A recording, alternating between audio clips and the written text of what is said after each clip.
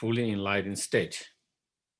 And so therefore, when we contemplate, when we really reflect in that way, then we begin to see how precious the other sentient beings are, how precious those sentient beings are,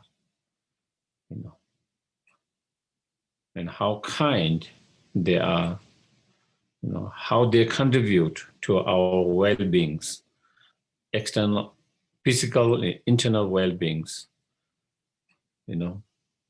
short-term happiness, long-term happiness, sometimes directly, sometimes indirectly. Then we begin to feel, as we reflect, contemplate more on that, then we begin to feel, more and more kindness of them, more and more their contributions towards our well-beings. The more we feel that, the more we feel precious of them, the more we feel kind, precious, and contributing to our well-being, the more we feel close to them, the more we feel they are dear to us, close to us. The more we feel dear and close to us, the more easier it is us to cultivate love and compassion. Is in our life, is our experience.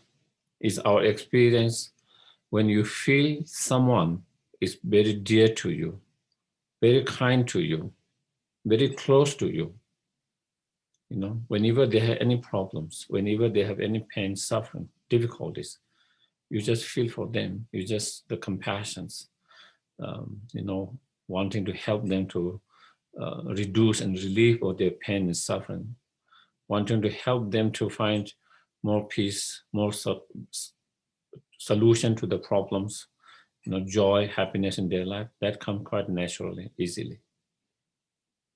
And so that is these meditations, reflection, contemplations, is to really feel,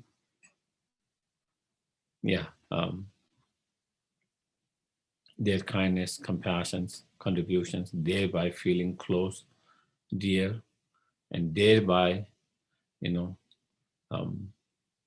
opening our mind, opening our heart, opening our heart to feel love, compassion very easily. Love, compassion, and bodhicitta,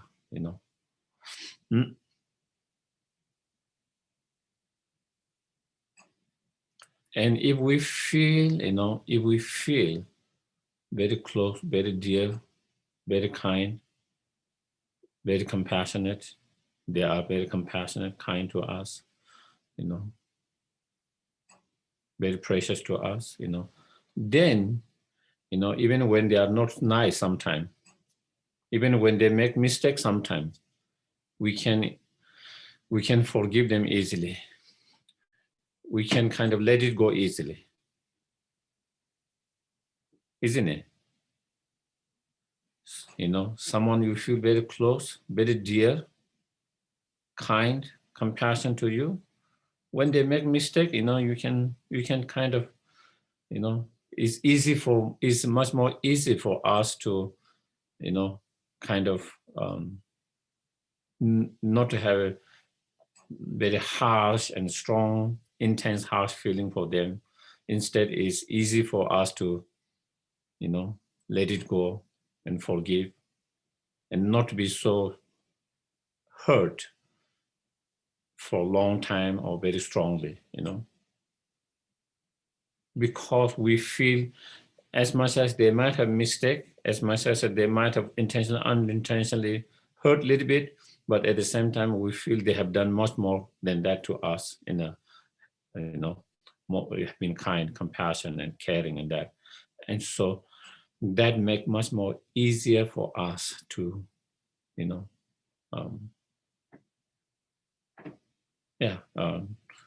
to forgive and all of that, so therefore it doesn't affect us so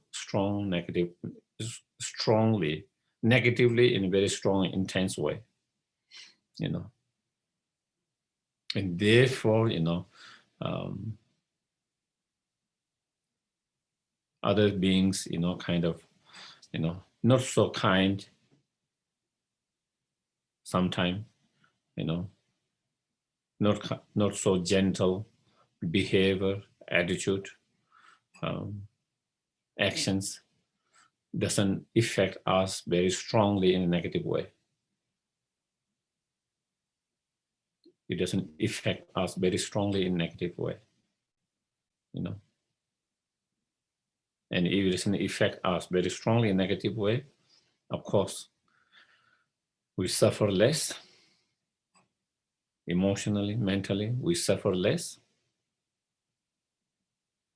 Also, it doesn't, not only we suffer less, it doesn't give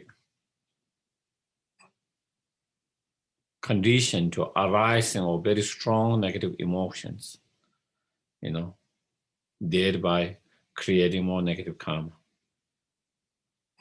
Also, thereby, when we have that strong negative emotions arising, then a lot of time we act on those negative actions, negative feelings through our speech, our attitude mentally, and our speech and our physically. And by acting that, it brings more pain and suffering to the others. So our mind is disturbed. We are not in peace. Not only that, then we create negative karma just by having that strong negative feelings.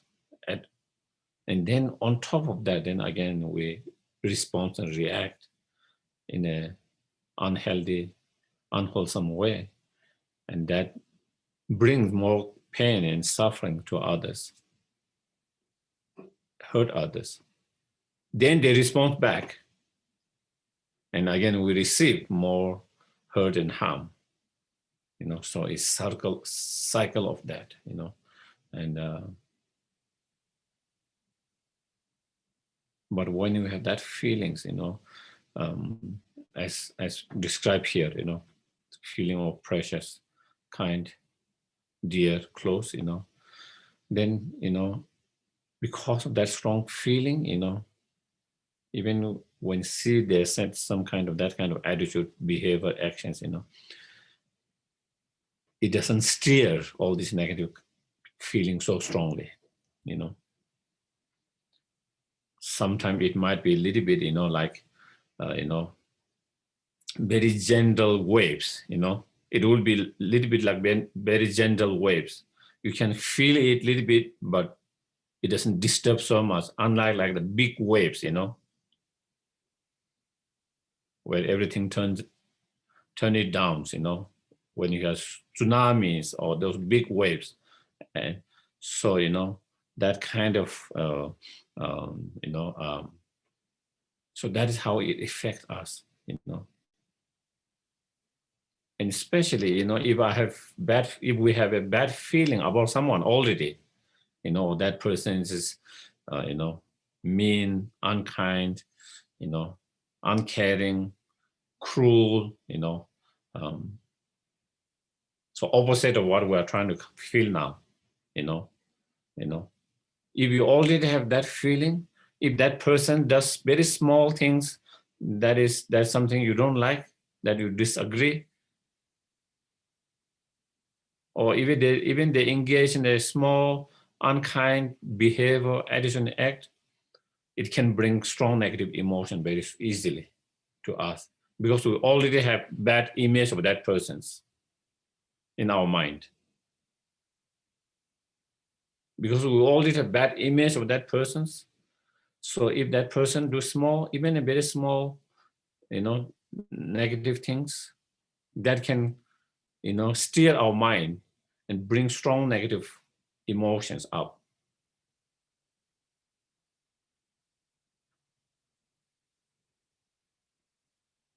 On the other hand, if you have good image of someone, even they act in that, it wouldn't bring so strong negative emotion up. Maybe, even it is very like gentle waves, you know. Don't you feel that way? You know, when you see the ex-president, you know, when he says something, does something, you know, it steers a lot of people's mind because of their, already they have certain image and feeling about that person's, you know. But it's that same word or same thing that, you know, is said by someone else that you have good perception about, or image and good about that person, perceptions and good feeling about that, it will not disturb your mind as much as it disturb your mind. So that is the how difference, you know. Sometimes we feel, oh, because that person's behavior or actions or attitude that is steering my mind. But actually more than that, we already have certain perceptions. And depending on what kind of perception you already have, that would affect how strong and intense we feel about for such actions and behaviors. And so that is our experience, and that is our experience. Is nothing a complicated philosophy, okay? Is our experience, you know. So therefore, training, like in these verses, you know, like training in this way, not only it helps our mind, heart to open to more compassion, loving kindness, or all of that, but also, you know, it can transform situation into better, you know, the way we deal with that, you know. Mm, you know, for example, you know, someone I regard very highly, let's say my teachers, you know, if my teacher kind of scold me, okay, for being naughty, you know, and with, you know, to strengthen up, you know, if they scold it, you know, it might not, you know, I might be a little bit kind of, who knows, you know, I might feel a little bit sad, or maybe a little bit, or maybe might not feel sad, you know, or might not feel a little hurt, but, you know, it wouldn't really give rise to a lot of strong, intense negative emotions. But if that is said by someone I dislike, someone I have conflict, that will really stir my mind, you know. How dare you say that? How dare you say that? Who are you to say that? You know, who are you in and all of that, you know. So it will really make your mind disturbed, agitated. It's the same act, you know. It's the same act. Someone scolded you, and it could be with the same intention, motivations from both of sides trying to help you. But because with one person, you have a different image, perceptions, that person is very kind to me, very dear to me, has been very supportive. And the other ones, you know, I have different impressions or different perceptions, feeling, you know, that person has not been kind to me, that person was never kind to me, that person was always being, you know, trying to get to my, trying to, get to me, you know, trying to hurt and harm me, so and so on, you know. And then you have different emotional response, very strong, different emotional response. You know, in some cases, you know, when your teacher scolding, you might even feel very appreciative and thankful, grateful, thankful for doing that, to straightening up me. to point helping me, you know. And so you might even feel very grateful, very thankful, very appreciative of that. From that side, it is the same, but is how come we have different response? What is the reason why we have different emotional response? Because we have different perceptions and different feeling with different people. It's interesting, isn't it? Because sometimes we don't recognize that. We don't feel that way. We just feel it's nothing to do with my feeling, it's nothing to do with my perceptions. It's out there. That's why I'm feeling that. But really, if we really analyze, more than that person's actions, it is what kind of perceptions we have about that person's, what kind of feeling we have with that person, that would impact, influence the way we feel towards them, by their certain actions,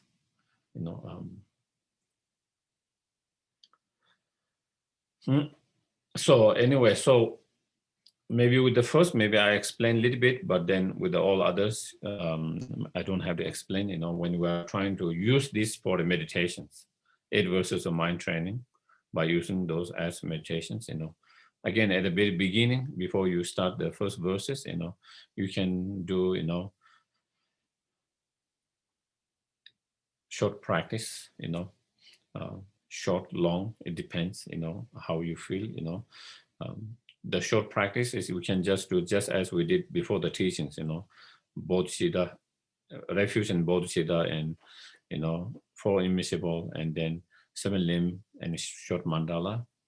Of course, you visualize the Guru and the Buddha inseparable, or the deity inseparable in front of you, and you do that, and then you make the request,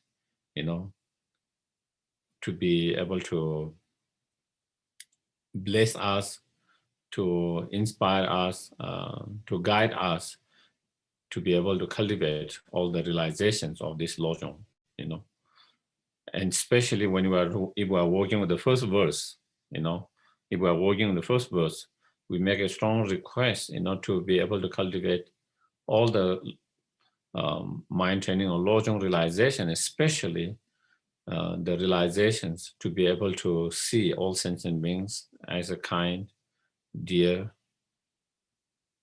precious to me, to have that realization. So we make that strong request, and then you can visualize, from the deity, we can visualize Avalokiteshvara, because here is something to the method and the bodhicitta. So then maybe that might be, Avalokiteshvara, who is inseparable from your guru, and then from his heart and garlands with the mantra and 3 syllables, then, white light nectars flow.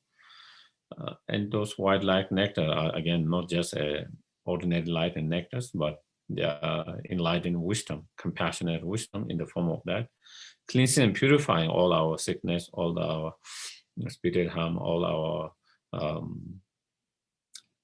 negative karma, all our delusions, obscuration, especially all the obscurations, to cultivate these particular realizations, to see all sentient beings as kind, precious, and dear. And that has been completely purified. And then again, we visualize from the heart and garlands of mantras, again, yellow, orange lights, nectar flow into oneself, feel from the down, bottom to the up, and filling our whole body with all the blessings of enlightened body, speech, and mind, all the lumbering realizations, and all the lojong realization, and especially when you are working the first verse, especially the realizations to be able to see all sentient beings, each and every sentient being, as most kind, most dear, more precious. you know. So you do that visualization, and then you contemplate on this verse. You know, then you can take time to contemplate on that verse. You know, and we can try to go into much more details. You know, their kindness in so many different. You know, we can think of, you know, the kindness of all sentient beings, because each and every sentient being has been our most kind, caring parents, mother in the past. Not only being that, they, all of them been many times, many times. And when they were mothers, you know, they sacrificed their own happiness. You know, they went through a lot of sufferings for the sake of us, for the sake of bringing up us, for the sake of, you know, protecting us. You know, they went through so much. They created so much negative karma for us. They created so much enemy with others for us. You know, sometimes they even fought with their own family, their own sibling, in order to protect us as a child.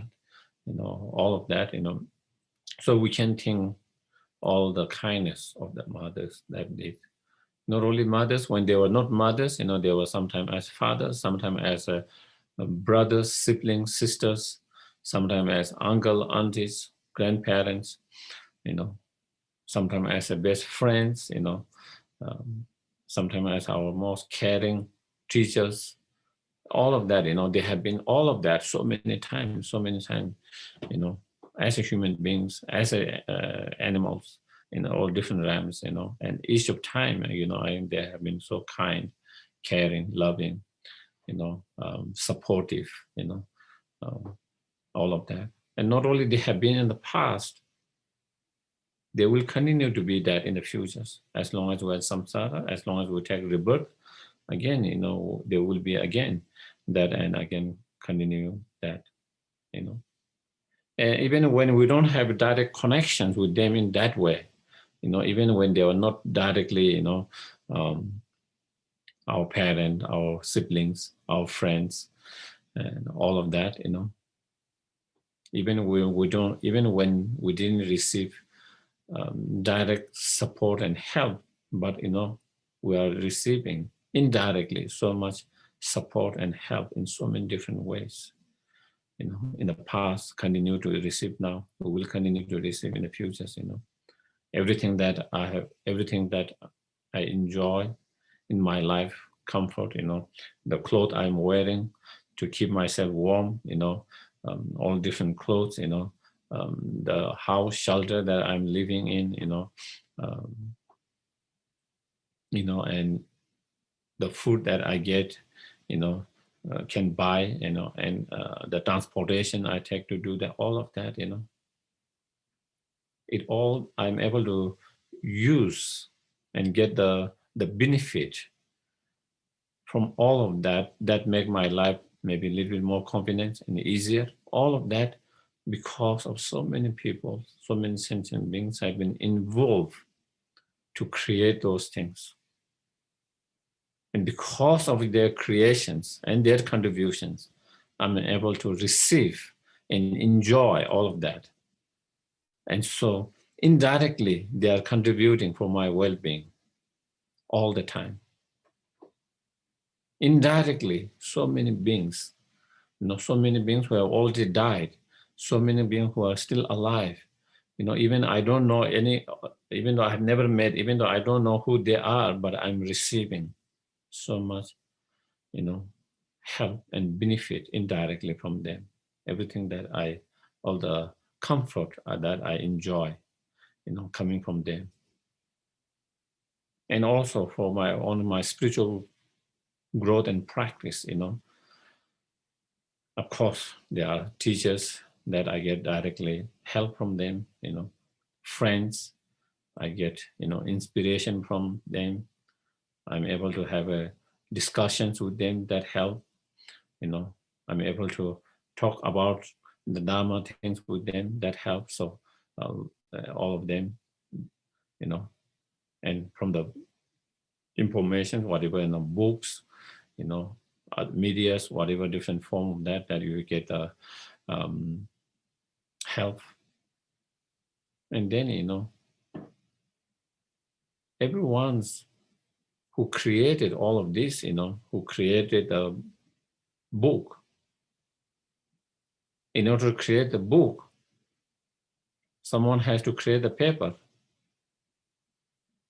In order to create the paper, someone has to have the raw materials who created those.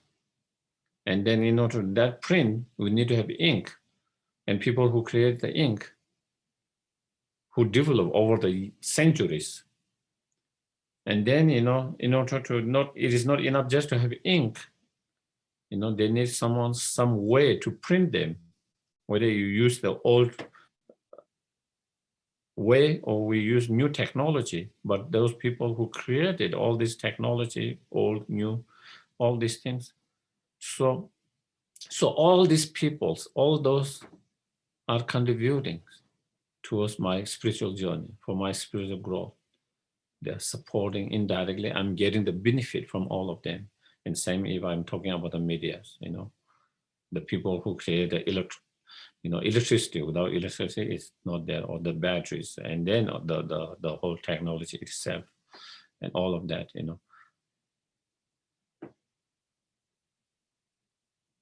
And then if we go even further, in order to, in order to make a progress on our path, in our spiritual path, or on our spiritual Mahayana path, on the Bodhisattva path, we need to cultivate loving kindness, compassion, bodhicitta mind to enter the path, Mahayana path. And then to cultivate the love compassion is very much dependent on the sentient beings. Without the sentient beings, there's no object of loving compassion. Without the object, there's no cultivation of love, compassion, bodhicitta mind. From that point of view, again, the reason why we are able to develop love, compassion, bodhicitta mind is because there's objects of that mind to arise. If there's no more objects, then that mind does not arise, manifest, cannot be cultivated, developed. And so again, it depends on them. All of that, in order to make progress, we continue to practice in the 6 perfections.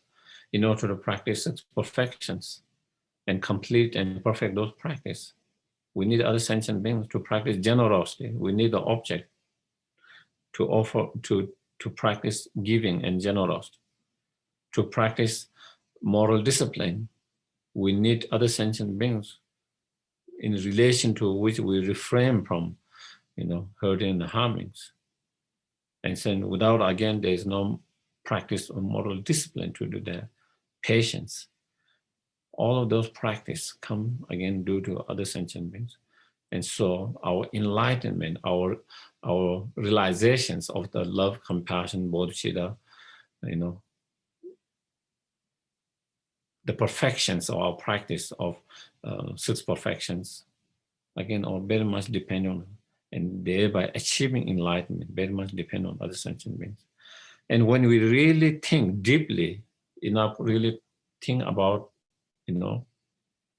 deeply, then we begin to see, how each and every sentient beings is directly, indirectly contributing for our, temporary well-being and ultimate well-beings, for our physical and emotional comfort and well-beings, and our worldly and spiritual well-beings. So when we really contemplate that, then we begin to really see, then that is why this, so when you want to go more extensive meditation on this verse, then you go on all of that, You can take half hour to meditate on this first verse, or it could be 20 minutes, 10 minutes, you can do extensive. When you have more time, you can do more extensive. When you have less time, maybe you can do a little bit, less extensive. But that is the point of Yeah. So that is how we use these 8 verses of mind training as a basis for our meditations. So first you recite that, and then you take time to really contemplate and really feel that. And those exercise meditations, we have to repeat.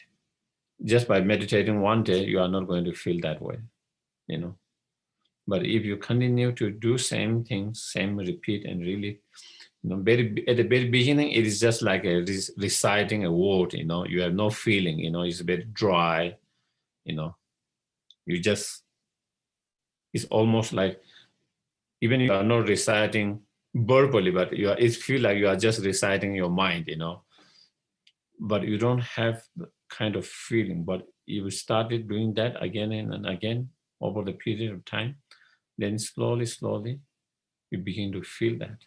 You really begin to feel the kindness and the preciousness and dearness and their contributions, even those would, at the moment, it's easy for us to feel those who contribute directly to us, but,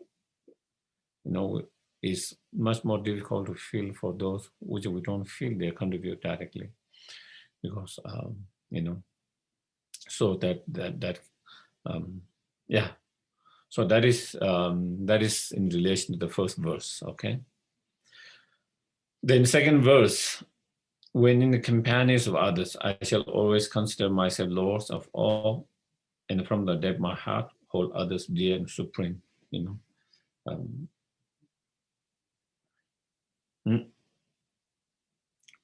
So again, in order to cultivate loving kindness, compassion, bodhicitta to all sentient beings, we need to reduce our self-centeredness, selfish attitude. Our selfish attitude or self-centeredness is one of the main internal interference or obstacle to the growth of great compassion, loving kindness, and bodhicitta mind. And so, the weaker or the less selfish attitude, self-centeredness, the more easier is to cultivate loving kindness, compassion, and bodhicitta to all sentient beings. And so again, this is a exercise or meditations to kind of reduce that selfish attitude, and crush that selfish attitude, that self-centeredness, that strong, intense self-centeredness, feeling of self-importance, feeling of that I'm more precious than others, I'm more important than others, self-importance that come through that kind of self-centeredness. And the meditation, the exercise to reduce that is one of the meditations. Of course, there can be many different meditations. There can be many different exercises, mental exercises or contemplations. One of exercises can be this one, one of exercises is this, So that is when we are in companions of others, whoever those are, our families, friends, our colleagues at the workplace, or anyone we come encounter in our life while we're going to groceries, shoppings, walking, wherever, when we meet anyone, and any of them, whether we regard them higher than ourselves, whether we regard them as equal, whether we regard them as less than us, from whatever point of view, whenever we're in company of any of them, whether they are more educated than us, whether they are less educated than us, whether they are same educated, whether they are, more rich, whether they are same, whether they are, more poor, whatever, whether they look same, whether they look different, whether they are the same practitioner or whether they have the totally different view, in our spiritual practice, opposite views. in terms of our political views, in terms of our economic view, whatever we have same, different views, whatever, whoever that person, any sentient beings, when we are in company of them, we try to, trying to see and trying to consider ourselves less than them, less than that person, less than that individual, whoever with whom we are, always trying to see we are less important and we are less than them. And regarding them, not just from the superficial level, but from the depth of our heart, not just from the superficial, artificial level, but from the depth of the heart. Sometimes on superficial level, we try to show that I'm less and you are better. But in the depth, you feel I'm better than you, Do you see sometimes we have that, some that kind of feeling, two different opposite feeling, something on superficial, or what we show on superficial level, we show something else, and the depth we have different. And so here, instead of that superficial level, from the depth of our heart, we regard ourselves as less and, hold them, more importance, more dear, more supreme, better. And if we do that, then, and thereby, being respectful to them, regarding them dear and supreme. And of course, when we are able to see and regard someone as supreme and dear, then of course, respect also comes easily. If you do that, then you don't get hurt easily by someone's attitude and behavior and actions. You don't get hurt easily. Most time we get hurt easily when I feel I'm better and you treat me not that way. You treat me less than what I'm capable or what I'm deserve to be. Do you get it? That is when we feel hurt.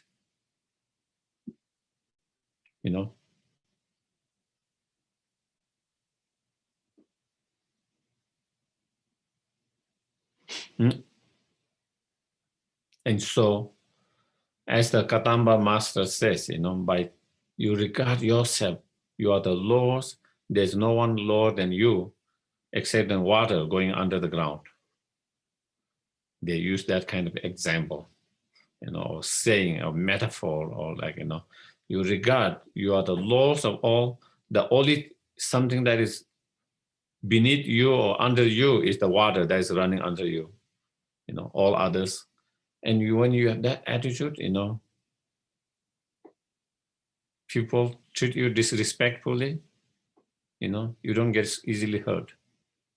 You can let it go without feeling so hurt. If people doesn't treat you so well, you don't get so disappointed. You don't get so upset and angry about that. And you don't get so hurt about that. And wouldn't that be wonderful if we don't get hurt when someone doesn't treat you well, doesn't respect you so well, doesn't acknowledge you well, when they treat you as though you are not there, insignificance, as though you are not, as though you are not a human being or someone, you are even not there, you just can, you don't feel so much hurt by such behavior, action, and attitude. If you don't feel hurt, you don't suffer. And also that will not give rise to all this, again, other negative feelings. All other negative feeling arises when you feel hurt. When I feel hurt, then, all negative emotions arises, from that feeling of hurt, disappointment, being deceived, betrayed, taking advantage of, insulted, abuse, all kind of things. Then we have all these kind of different feelings. And when all those different feelings comes, then out of them, then anger, hatred, ill will feelings, harsh feelings arises. But if you really see, where does those different emotions come? A lot of time when we feel hurt,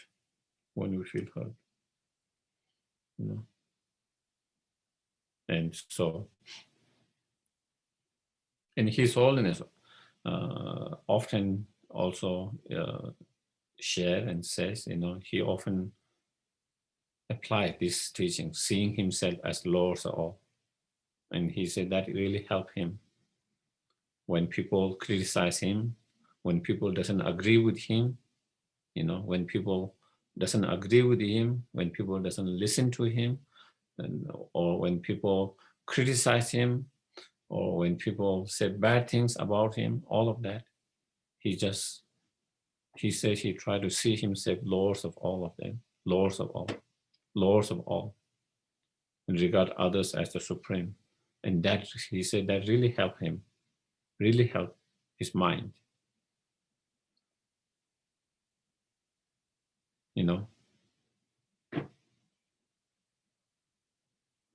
And so, and it is very true, in our experience,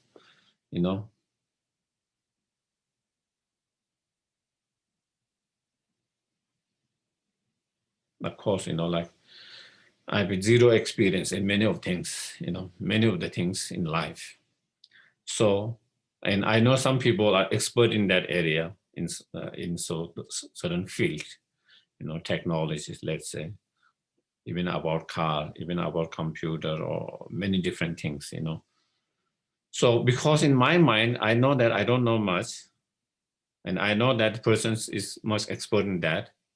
And when those persons give you a lot of, suggestions, opinions, their point of view, you listen,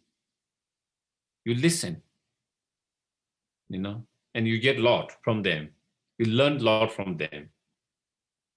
You are willing to listen carefully. You listen carefully, and you get a lot. But on other hand, if I have this attitude, and maybe I have some experience in that, and if I feel, I know better than you, in that particular field, whatever that area, if I feel, I'm supreme, I know better than you, if someone offer suggestions, their opinions, their advice, that is helpful, beneficial, but you are not even listening to start with, because you already know I know better than you. Don't even give me damn advice or, suggestions, opinion.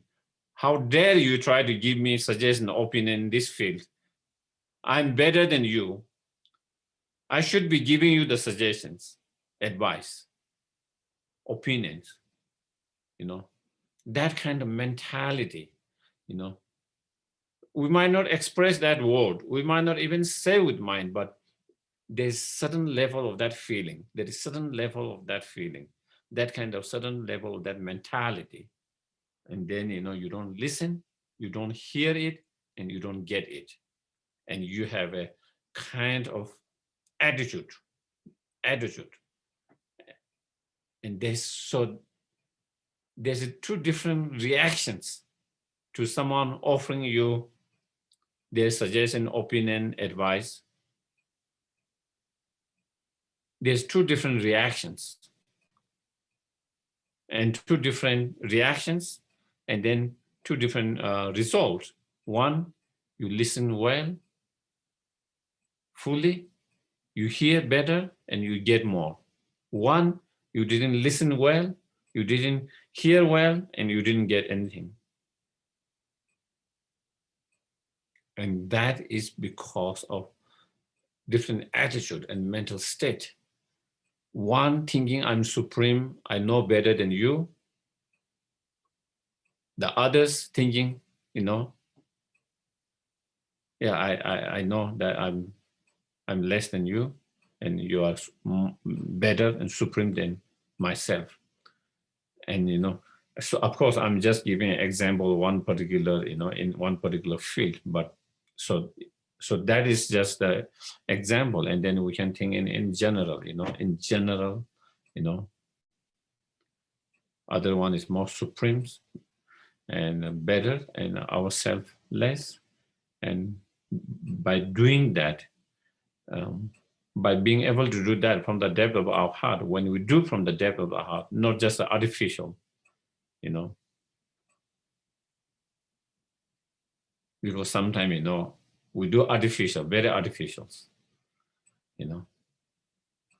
we say, oh, yeah, and you are the expert. But when the expert try to offer the suggestion, you are not happy, you are not ready to take it, and you are not happy. And because you don't really feel from the depth of the heart, they are expert and they are supreme,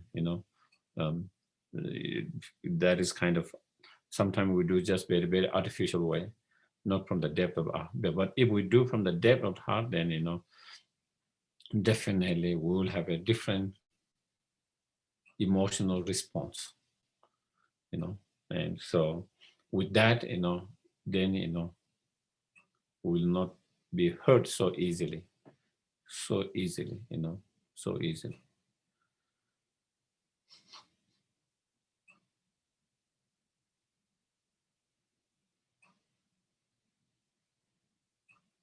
So easily. Hmm?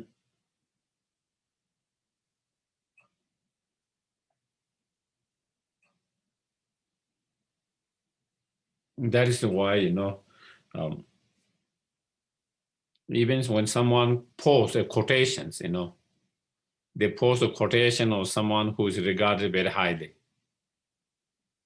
Okay, whether it's spiritual or non-spiritual, people quote from people who are regarded very highly, supreme, whether it's in spiritual, whether it's economic, whether it's in medicine, whatever, Same things, if it's quoted from an unknown person, people will not take seriously, Do you get it?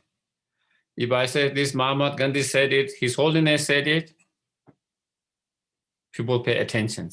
They hear it. They get it. But, John said it. Who is John, People just ignore it.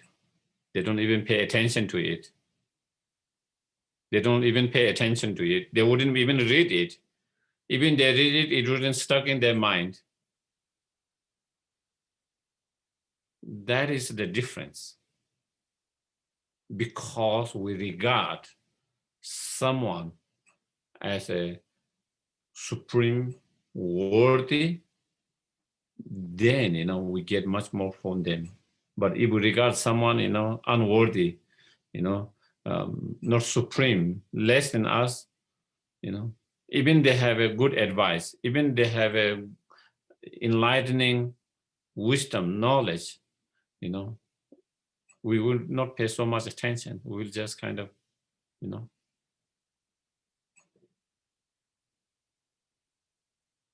and that is, sometimes, I think it happened in the past. Maybe it can, probably also it happens now, Sometimes, books written by someone unknown and then given to the name someone known one, because then, because it was written by, let's say, Nagarjuna. Even it is not by Nagarjuna, then people pay more attention to that. People start reading about it. People will start reading about it. People will pay more attention to it. But if it was written by someone else unknown, people wouldn't even buy it. People even wouldn't read it.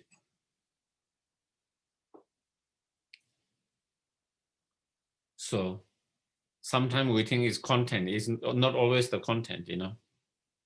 It's the not content. It can be the same content, but depending on who wrote it, and the author has already a good image, and you know, who has you know, we uphold very highly of that person, then you know, content might not be so great, but that book will sell a lot of things.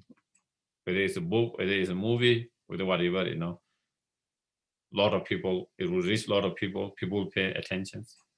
But if it's unknown persons, people doesn't have high regard. It doesn't reach that much. And that is the king. And so same thing, you know, that is similarly here, you know. So yeah, so by training to see other supreme in that, one, it really hurts your egoistic mind. Your egoistic mind doesn't want to see you are the Lord's. Your egoistic mind want to see you are the most supreme, the greatest, the most important. And so it crushes the egoistic mind, the you know, the selfish, selfish mind, you know. And that is what Dharma is about, you know. Interesting, you know, how our minds react, you know, our response. Interesting, you know, very interesting, you know. Of course, when we learn about Mahayana practice, you know, we all have intention to cultivate bodhicitta mind, you know, we have the intentions, inspirations, aspirations. We make effort to cultivate the bodhicitta mind. And as a process of that, you know, we want to reduce the selfish attitude, self-centeredness, egoistic mind. We have the wish, we have the inspiration, even we make some effort, you know. And sometimes we are not, sometimes we are a little successful, sometimes we are not successful, back and forth, especially at the very beginning, you know.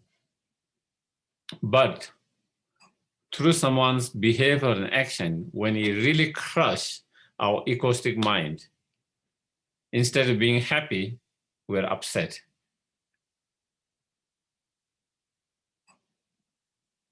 Isn't it? Because someone treat you very disrespectfully, you know, our ego is not happy about that. The ego has been crushed. When ego has been crushed, as a practitioner, we should be very happy. This is the job I wanted to do. That is why I'm practicing. I've been practicing all my life to crush this egoistic mind, and this person is doing now. It crushed my egoistic mind. It's helping me, my practice, to crush the egoistic mind. Really, that is how Kadamba master, when they really practice, when they are sincerely about crushing their ego mind. When someone does that, they feel great, very joyful about it, grateful about that. Because you have struggled to crush your own egoistic mind with your meditation, with your practice, and someone come, boom, it just crush it, you know. It just stamp on that. It just stamp under the feet your egoistic mind. So, so true practice, really, you know, sincerely true, you know, strong practitioner, they really feel grateful when someone does that, and they, you know. So anyway, but of course, definitely, you know, it's not easy for us, you know, for the beginner, it's not easy, but that is what's really happening. Is our ego has been crushed, you know, our ego has been crushed. And so the whole this practice is to really to crush that egoistic mind, to crush that egoistic mind, then the arrogant sense of the arrogant and unhealthy pride that arises, that comes through that egoistic mind, from that egoistic mind, the self-importance, the egoistic mind give rise to arrogance and pride, and so this meditation, this practice is to reduce, crush that that being arrogant and unhealthy, having unhealthy pride, delusional pride, and self-importance. So that is why. So we have to understand why, the purpose of doing these meditations, the purpose of doing them. Why are we trying to see ourselves lords? Why we are trying to see others supreme? Why we need to do that? Why we have to consider or reflect and contemplate and feel that way? Basically to crush the egoistic mind and the arrogant and unhealthy pride, delusional pride, because those are the source of suffering, problem to ourselves and to others. When we are too arrogant and have a delusional pride and self-importance, it hurts us and it hurts others, directly, indirectly,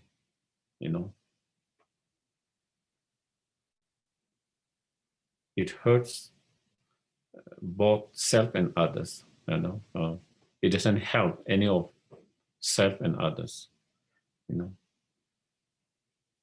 And confidence and arrogance is very different, Having self-confidence is important and must have self-confidence. But being arrogant and being delusional pride is very different from being self-confidence, So again, sometimes we can kind of get confused between those two things, when we think that we should not have, sense of arrogance and pride, then again, sometimes people might think, that means we shouldn't have self-confidence. On the other hand, when you think we need to have self-confidence, then again, sometimes you feel that that means we need to have self-importance and the arrogant and the delusional pride. So I think it's important to distinguish those two things. And again, when you do the meditation, more detailed meditation on second verse, again, you can do the preliminary practice before you actually do the meditation itself. And then at the end, you do the dedications after the meditations. And then the third verse is,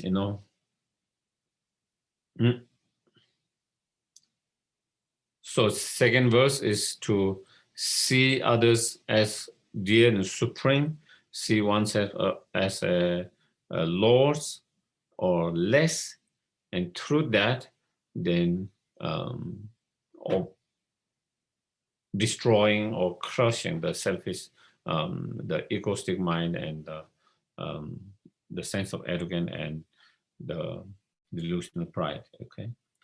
And third one, vigilantly, the moment a delusional appear in my mind, endangering myself and others, I shall confront and avert it without delay. And so again, being mindful and vigilant throughout the day, possibly 24 hours. But, of course, for us, it is not easy to be vigilant and mindfulness while we're asleep, but at least while we're awake, trying to practice mindfulness and vigilant all the time. Mindfulness is being in the moment, and being aware of that moment, in present moment, whatever is happening, here more than external, paying more attention to the internal world. Okay, being present, moment, and being aware of what is happening in our mind, in our thoughts, in our feelings, paying more attention to that. Vigilant is, the mind that investigate and analyze time to time whether your mind is in moment, whether your mind is in present or not. Because sometimes if we don't use that, then even when not moment, even when not present, even when we're aware, sometimes we don't realize that because we get lost into the thoughts. So vigilant is time to time checking whether your mind is still in moment, whether your mind is still in present, that. And so together with the vigilant mind and the mindfulness, then whenever we, through that tools of mindfulness and vigilance, those are the tools that we use. Through the tools of vigilance and mindfulness, when we are aware or realize or recognize any of the afflictive emotions, any of the delusional minds arising, whether it's anger, whether it's attachments, whether it's ignorance, whether it's jealousy, pride,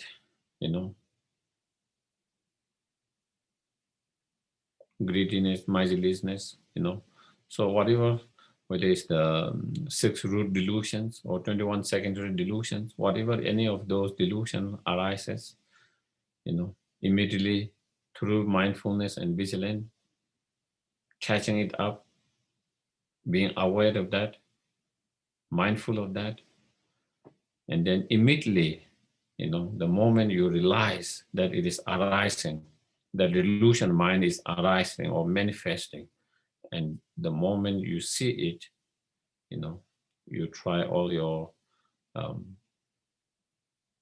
other means of meditations and tools to confront immediately and to chase them away immediately so that it doesn't remain in our mind, just like, you see your enemies comings or thief comings, then you scare them, you chase them away in whatever means, or maybe you see another animals attacking you, or you see them is coming, that can put yourself in a danger, your life in dangers. Then you immediately, you try to take certain actions to scare them, whether you clap your hand, whether you shout, whether you need to shout, whether you need to make yourself bigger, look bigger, whether you need to throw some things, whatever you could have different things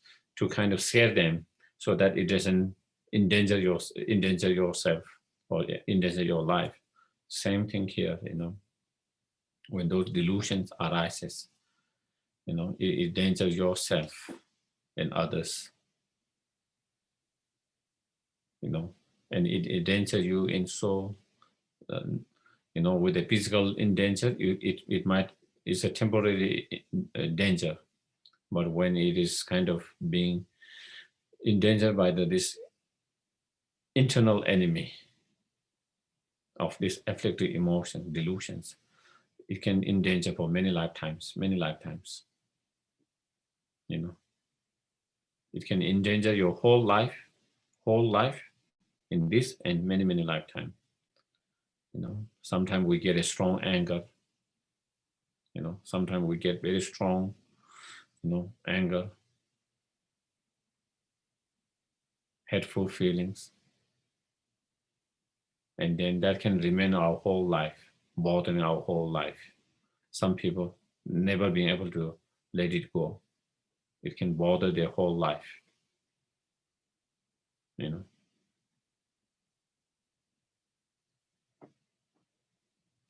Sometimes you see people, maybe they have some issue when they were young, growing, and something bothered them very strongly, and they haven't been able to deal with that. They haven't been able to let it go, still there. And then time to time in their lives, something happens and it triggers that emotions and then take them back to that all the times and kind of, make their life miserable. Small events, small things, small people's behavior, actions, um, reactions kind of trigger them, and it bring back all that emotions, disturb them, all of that, and so again, that whatever emotions that they had, that they haven't been able to deal with that, they haven't been able to let it go, and it is still there. Sometimes it is not manifesting, sometimes it's manifesting, and it's not there, and then again something happens and it triggers, and then it started to manifest. And not only it disturbs you, then when you are in that state, when you are in that state, then you started to act differently, much more, unkind way, much more ungentle, much more violent way, and then you put yourself, others also you also endangers others and oneself. And that is anger, but that's same with all other delusions, yeah. So it endangers yourself and others, this life, many life, the more we allow those to manifest, the more we keep them, the more imprint, the stronger imprint we leave within our mind stream. The more imprint, the more stronger imprint we have in the mind stream. In the next life, we come, wherever we are born, wherever we take the reincarnations, in that life, we are born with the mind which has very strong imprint, lot of imprint, strong imprint of that.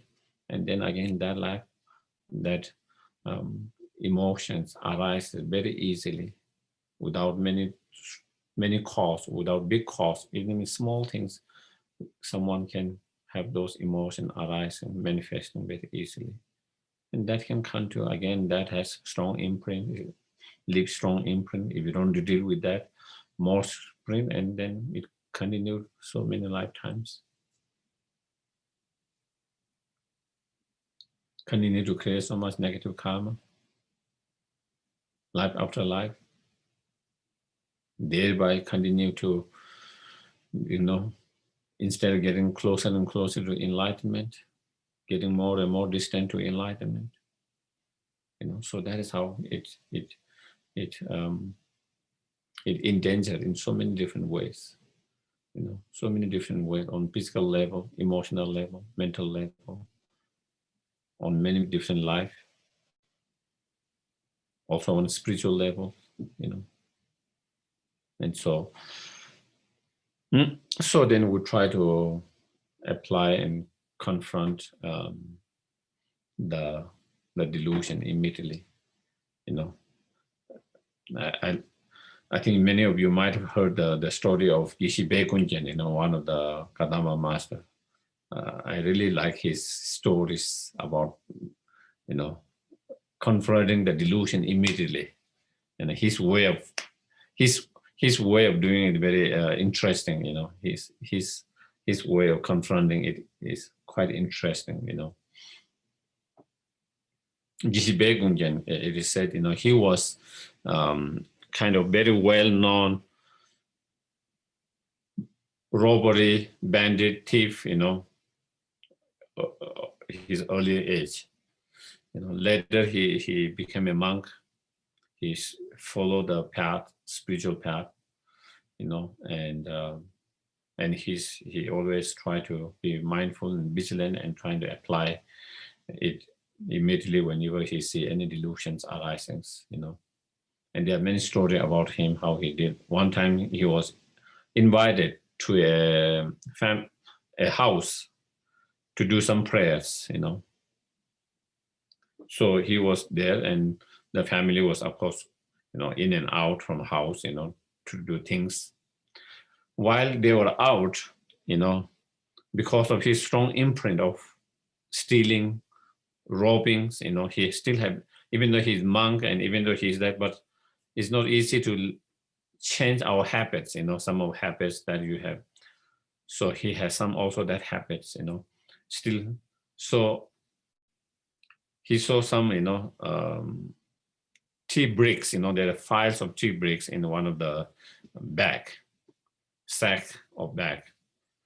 And so immediately he wanted to take, one of those, couple of them, So his hand went inside to steal it, to take it.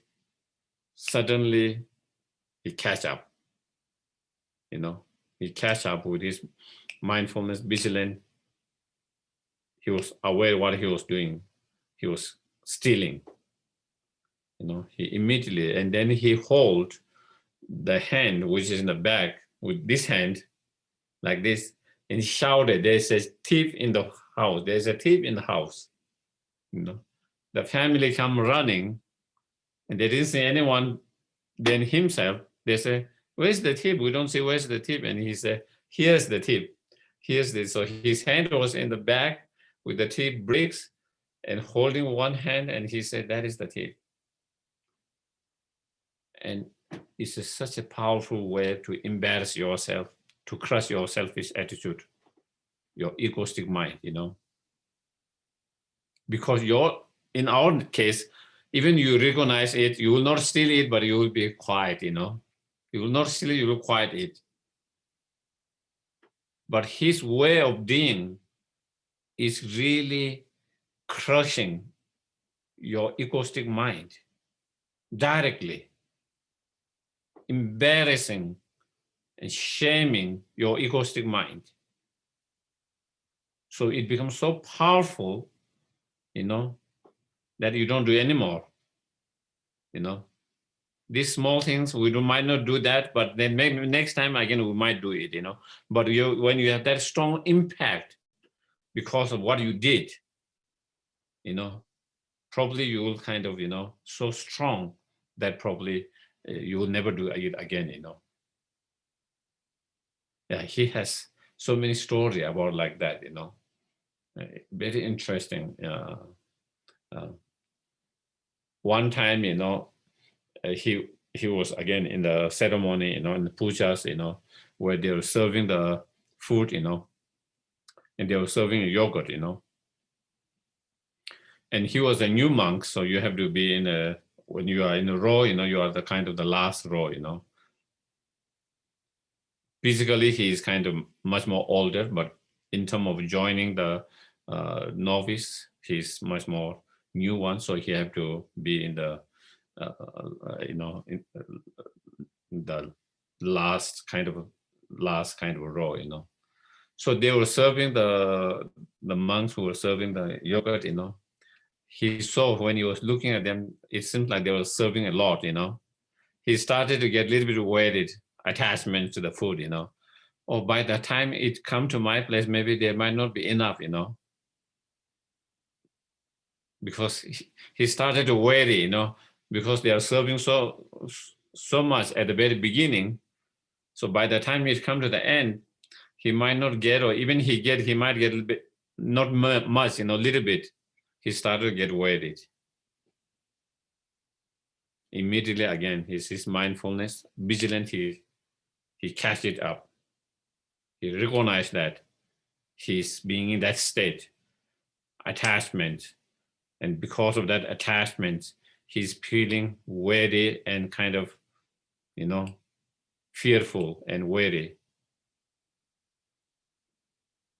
He recognized that immediately, And then, when the monks came to serve him, because there was enough, serve him, he put his bowl upside down and said, I already eaten before. Because his mind, when he thought about it, that he already ate that time, that was what so he didn't actually eat that, he just put it upside down. That is his way of confronting the delusions. With a mindfulness and vigilant, he's able to be aware immediately after one of those negative emotion arises, and then he find a way to deal with them. Of course, mentally, but also physically his way of doing certain things, in confronting that. It seems very powerful. Seems like kind of powerful, the way he does, not only with the mentally, working with that. Of course, he's working with mentally with that, but even way that he, on physical level, on practical physical level, the way he kind of, confront it, um, and that was good example. That's so many time in our life, so many worry, so many anxiety, so many fear, unnecessary worry, unnecessary anxiety we create. Just like him, that feeling that he will not get enough. There's more than enough, but he felt he might not get it. There might not be enough. And those are unnecessary fear and worry and anxiety. And we allow ourselves to be in that state so many times. We think all the things possibly going wrong, all this wrong and all this wrong and all this wrong, and then live our life with so much fear, anxiety, worry. A lot of them is not going to happen, but our mind is just, creating stories, all the possibility of all bad things happening, all these things, and then we kind of destroy our own peace and peaceful mind.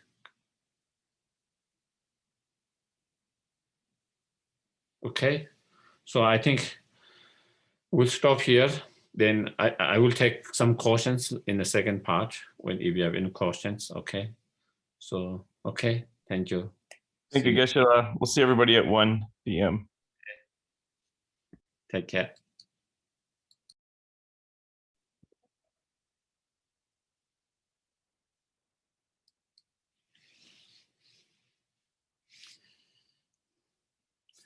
So again,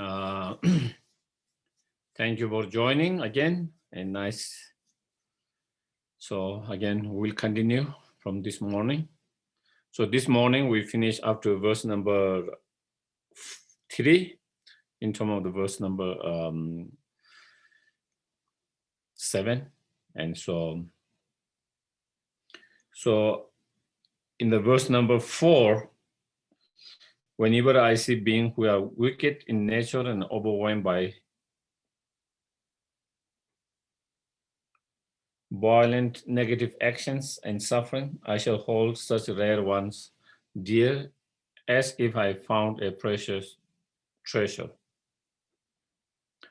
So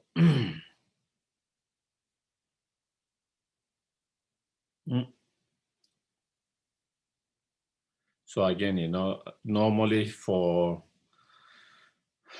ordinary beings, when we see a violent persons, wicked in their natures, we feel like they are the garbage.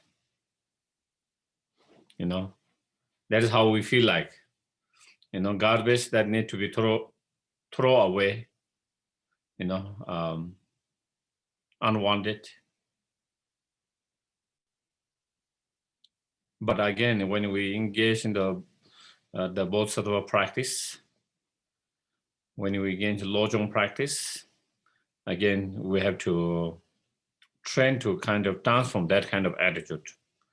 Instead of seeing them as unwanted, as a garbage, we try to train our mind to see them as a precious treasure that you hold very dearly. If it's a precious treasure,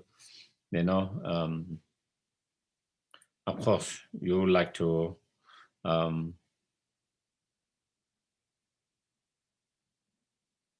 you regard that very that object, that treasure, as a very dear and very hold it very closely, and so that is how again here it's saying, all people who are suffering very badly, sometimes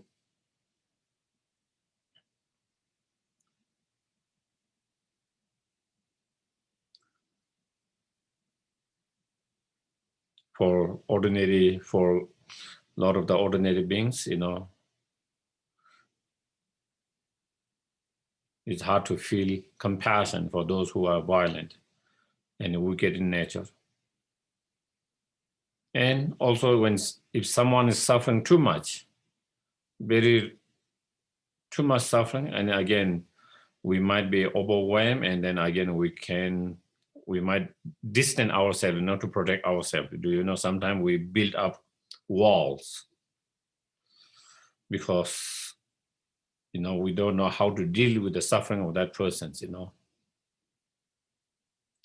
because we become too overwhelmed by their suffering, pain, and we don't know how to deal with that. We become overwhelmed, and then we try to build up wall.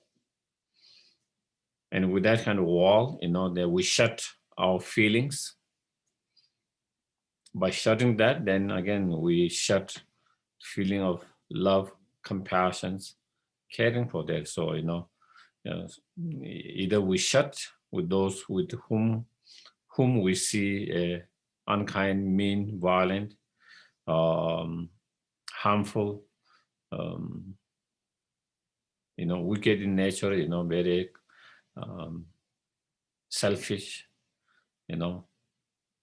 too greedy, all of that, then again, we block, we create a wall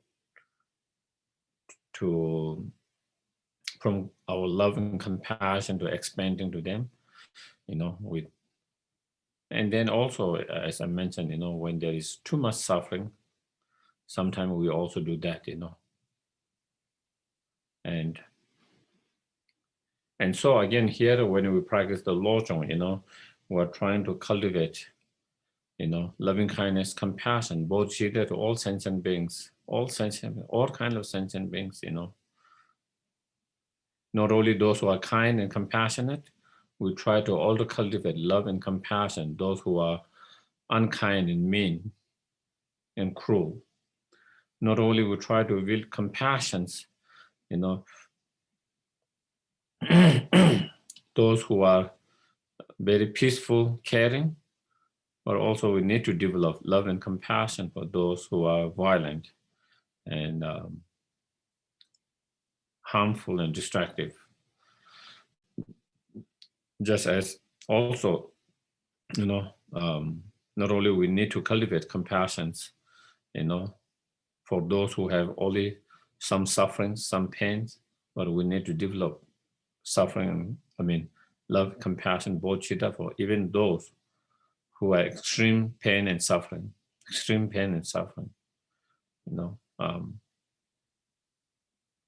So that is the training here, that's the training here. And not easy, it's not easy, but at least we have to try, and with the practice, with the time, slowly, probably it become more easy and not as difficult as we feel at the moment. Because we don't have the practice and familiarity with those practice, because we don't put a lot of effort to feel compassion, kind, and bodhicitta towards those, those kind of human being or sentient beings, We try to feel compassion and love for those which are easy, but we don't put so much effort to those which are not easy and difficult, So here, the practice is to actually focus more on more challenging one, more difficult to cultivate love and compassion, where you really have to work very hard. You really have to work hard because it's not going to come easy. For those we love, who are close to us, love, compassion, we don't have to put so much effort. It comes naturally, easily. you know, as we mentioned yesterday, even animals, you can see that, you know, it is where it is difficult, that is where we have to put more effort. Where it is more difficult, that is where, because it's difficult, therefore it requires more effort.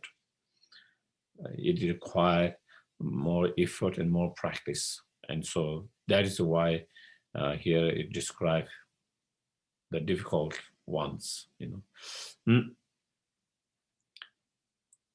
So how can we cultivate love and compassion for those who, you know, because it's not easy. And then again, similarly, like last, you know, in some of the verses, verse number 1st and 2nd, you know, there were certain different techniques or way to contemplate, meditate, to feel that. And also here, you know, we try to do that by seeing them as a precious treasure, something good, something helpful, something that will, you know, solve. When you have treasure, if you find a precious treasure, it will relieve you of whatever, you know, shortcoming due to lack of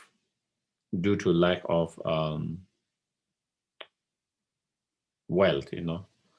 If we have a suffering of starvation, if we are having a suffering of, you know, not having a good shelter, maybe we are having a problem of not having resource for our health when we have health problems, you know, or like that, you know, when we have certain problems, certain challenges, certain difficulties. And if you find a precious treasure, and by using that treasure, it will be able to help to relieve of some of those pain, suffering problems, you know. And so that is why it's precious, because it kind of it helps to reduce the pain, relieve the pain and the sufferings, you know. In the same way, from the spiritual point of view, not from the ordinary worldly point of view, but from spiritual point of view, you know, someone who really is dedicated to their practice, totally dedicated to their practice, totally dedicated to on their spiritual path, you know, for such individuals, you know, for such individual, such situations, such individual are like very precious, because that give them the opportunity to really work hard in their practice. It gives them an opportunity to really work hard their practice, and so they can make a progress in their practice. Otherwise, the practice become too easy. Practice become too easy, and then we don't put so much effort because it's easy. And so you never develop. You know one exercise, you know, or one yoga posture, and you have learned and it's easy. So you just do that because it's easy, and you never learn more and more, get better and better. And we might not be able to make progress much further, just being okay with that, and therefore not being. But when situations are created, which is more difficult, then you have to put effort. You have to put effort. That's only through effort you can overcome that, because it's not easy, it's difficult.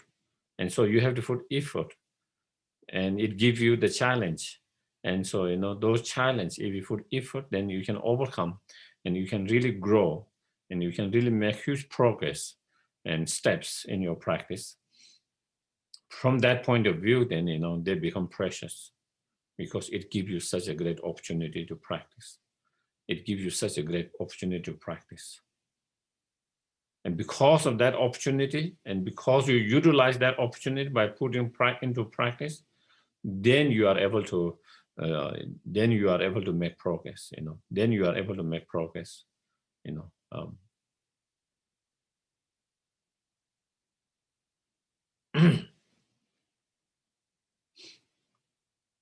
You are able to make progress, you know. Otherwise, in the Kadamba Master, there's a saying, from one of the, I don't remember which teachings, exact text, exact teaching, I don't remember, but there is a one which say,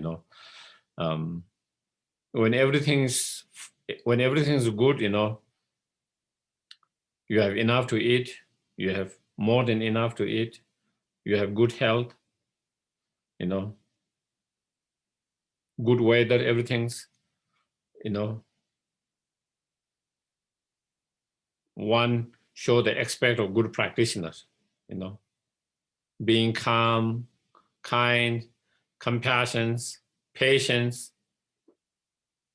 But when difficult things happens, then you show the sign of very ordinary beings. When things are not going, we have health issues. Well, we have problem with our, even basic, maybe, survival, food and that, shelters, and all of that. When those kind of different challenges, different difficulties arise in our life, and if we deal, like just normal people, being very impatient, frustrations, anger, hatred, all of that, we act that, then, before you look like good practitioner, now you just look like very ordinary being. No different from those who have not practiced the Dharma.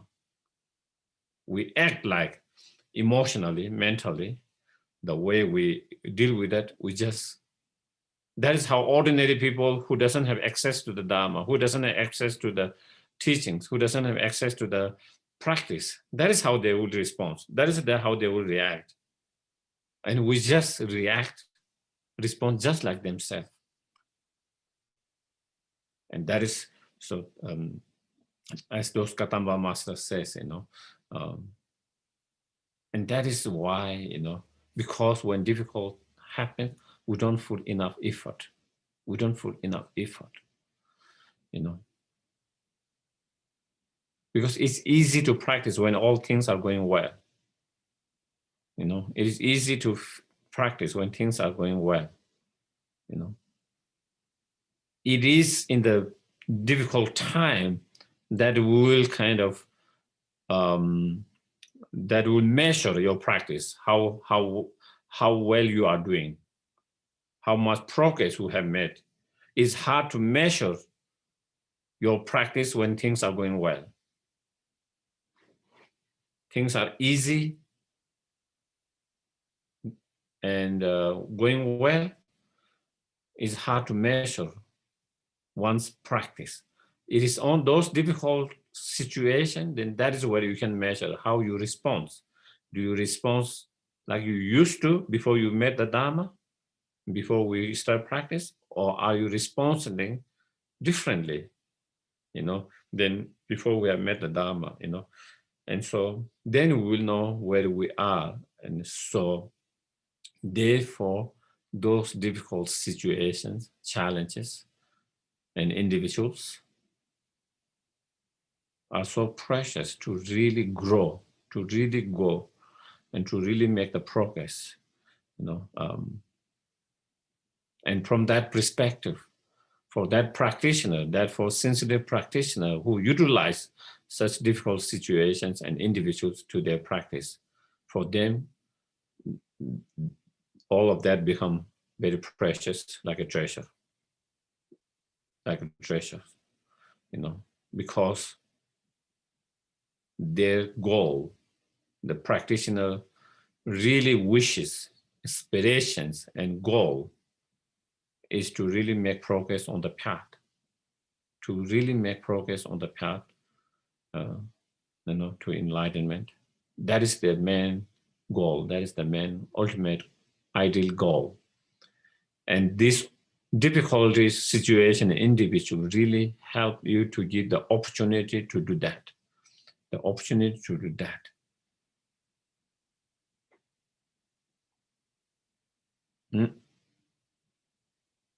And so therefore such practitioner, they don't feel like it's the garbage.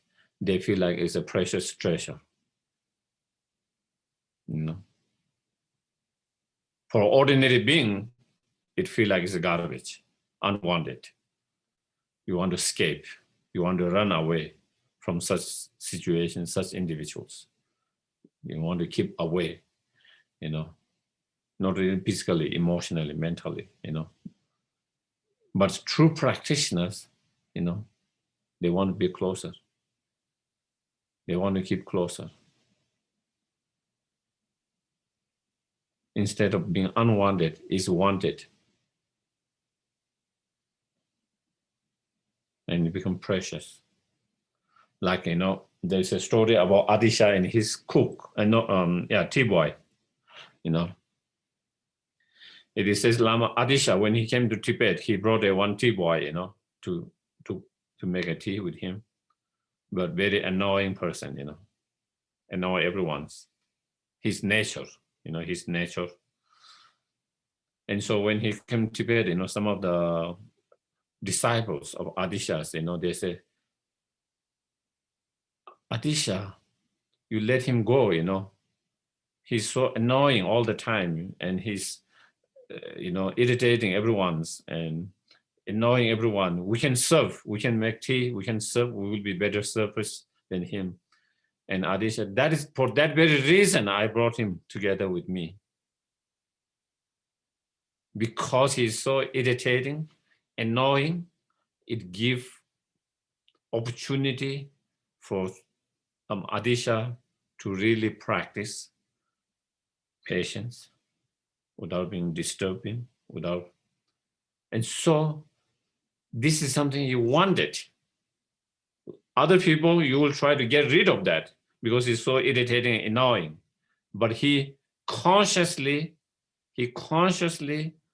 brought him together with him all the time, because that is the grace.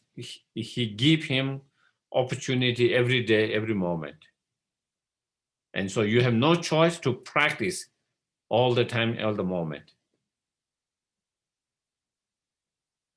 Either if you don't practice, then you will be frustrated, impatient, angry, all of that. And if you don't want to be that, then you have no choice but to practice, to apply that practice. And because of that, and then, for the practitioner, they can make progress very quickly. They can make progress very quickly because they are practicing all the time. And so this fit with that story and example of Adisha, For us, it will be garbage. We will just keep it away. I don't want anyone who's irritating around me, annoying, I want everyone calm, peaceful, nice. But true practitioners they have a different approach. They appreciate that. They appreciate that such people very much, because that gives them great opportunity to practice. And because they give, and if you take that opportunity, if you use that opportunity to practice, then you make progress very quickly.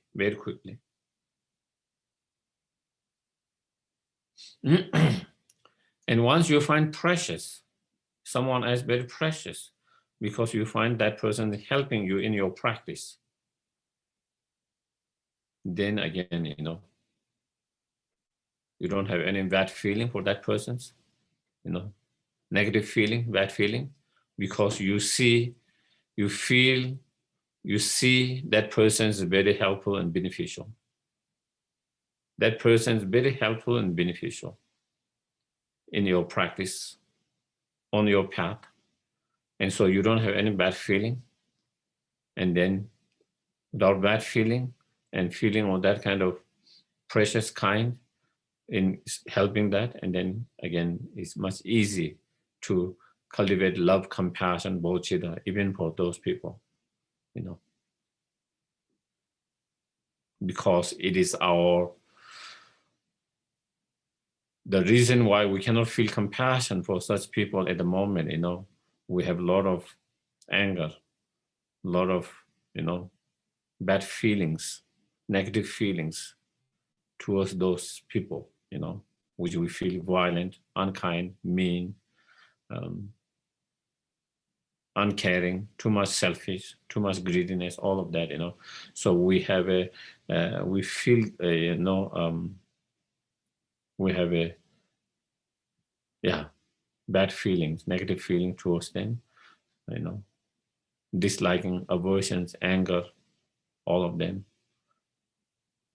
feeling of unwanted, and like almost feeling like garbage. And so that is why we struggle to feel love and compassion for them. That is the wall. Those feelings, those emotions are the wall to feel compassion for those people or those sentient beings. So when you break that wall, then it is easy to feel compassion. There's no more to block your love and compassion to expand. You break that, we dismantle and break that wall. So to break that wall and dismantle that wall is to feel them helpful, beneficial, precious. And you do that. And when someone really practice, when someone really apply, then definitely they will feel, when they really practice and when they started to make some progress, and even before progress, then they will really feel the preciousness of that, and so so that is what it is. And then the verse number 5, when out of envy others mistreat me with abuse, insult, or like, I shall accept defeat and offer the victory to others. Not easy practice.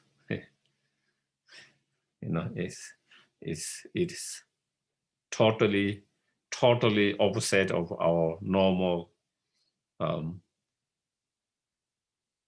way of thinking.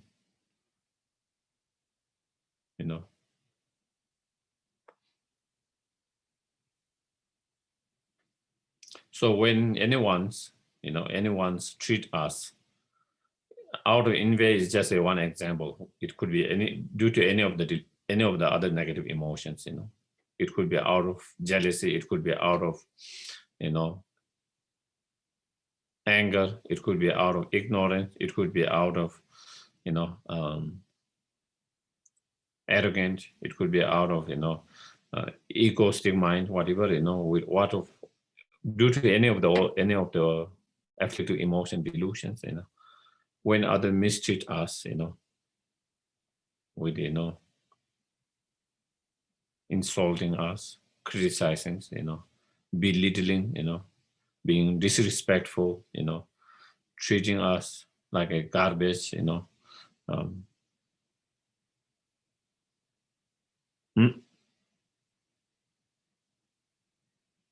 criticizing, looking down, talking bad about us, challenging us all the time, pushing the burden all the time, and sometimes even physically being abusive, not only emotionally, mentally, and verbally, sometimes even being physically abusive, all of that, Of course, when someone does that to us, our ordinary response is, feeling hurt, harmed, and upset, angry, and all of those feelings, different feelings,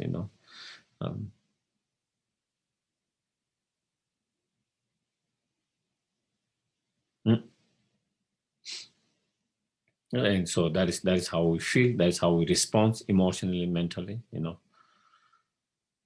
And out of that different emotions, feeling, then of course we also will respond verbally, physically, in some way, other way, most time,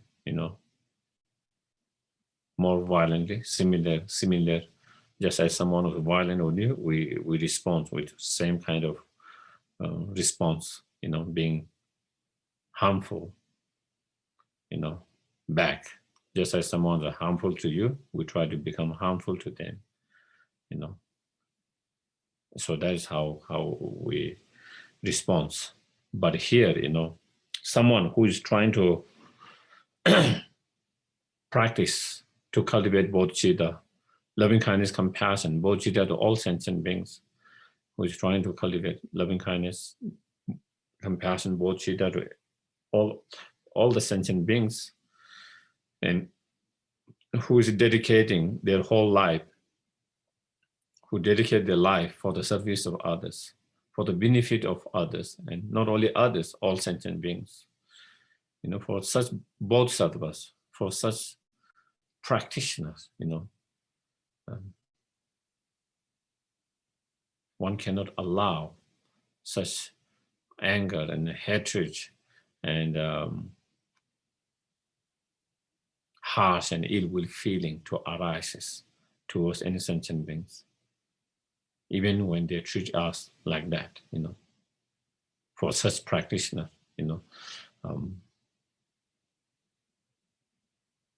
because if we allow, anger, hatred, ill will feeling, harsh feelings to arise, then we lose our love, compassion, bodhicitta towards that person. Then we lose the path.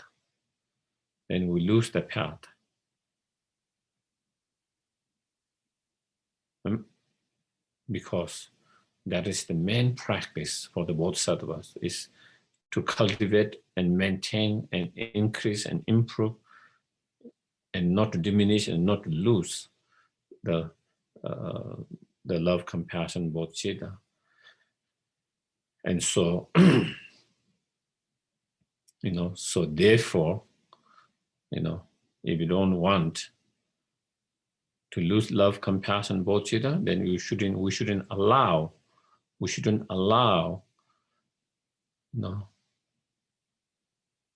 anger and hatred, ill will feeling to arise, or if they arise, we shouldn't hold on them. We should try to let it go as soon as possible and not to hold it.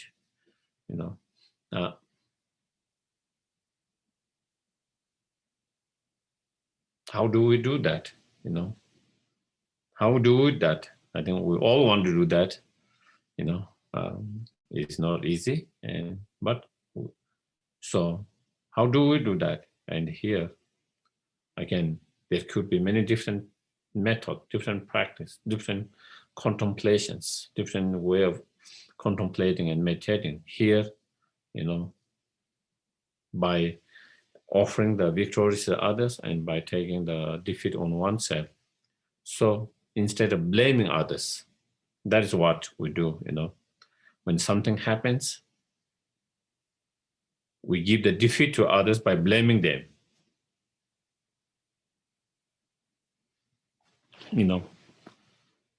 By saying, there's no mistake of me. Without my mistakes, someone insulted me. Without me doing anything, without any justice, without any of my fault, without any of my mistakes, someone was very mean, unkind, insulting, abusive, all of that. So that is how we feel. So here, instead of blaming the others, that is when we blame someone, and when we say we have no mistake, then, we are giving the defeat to the others and taking the victory to us. And so instead of that, then we practice to take the blame on ourselves and not the blame for them, for such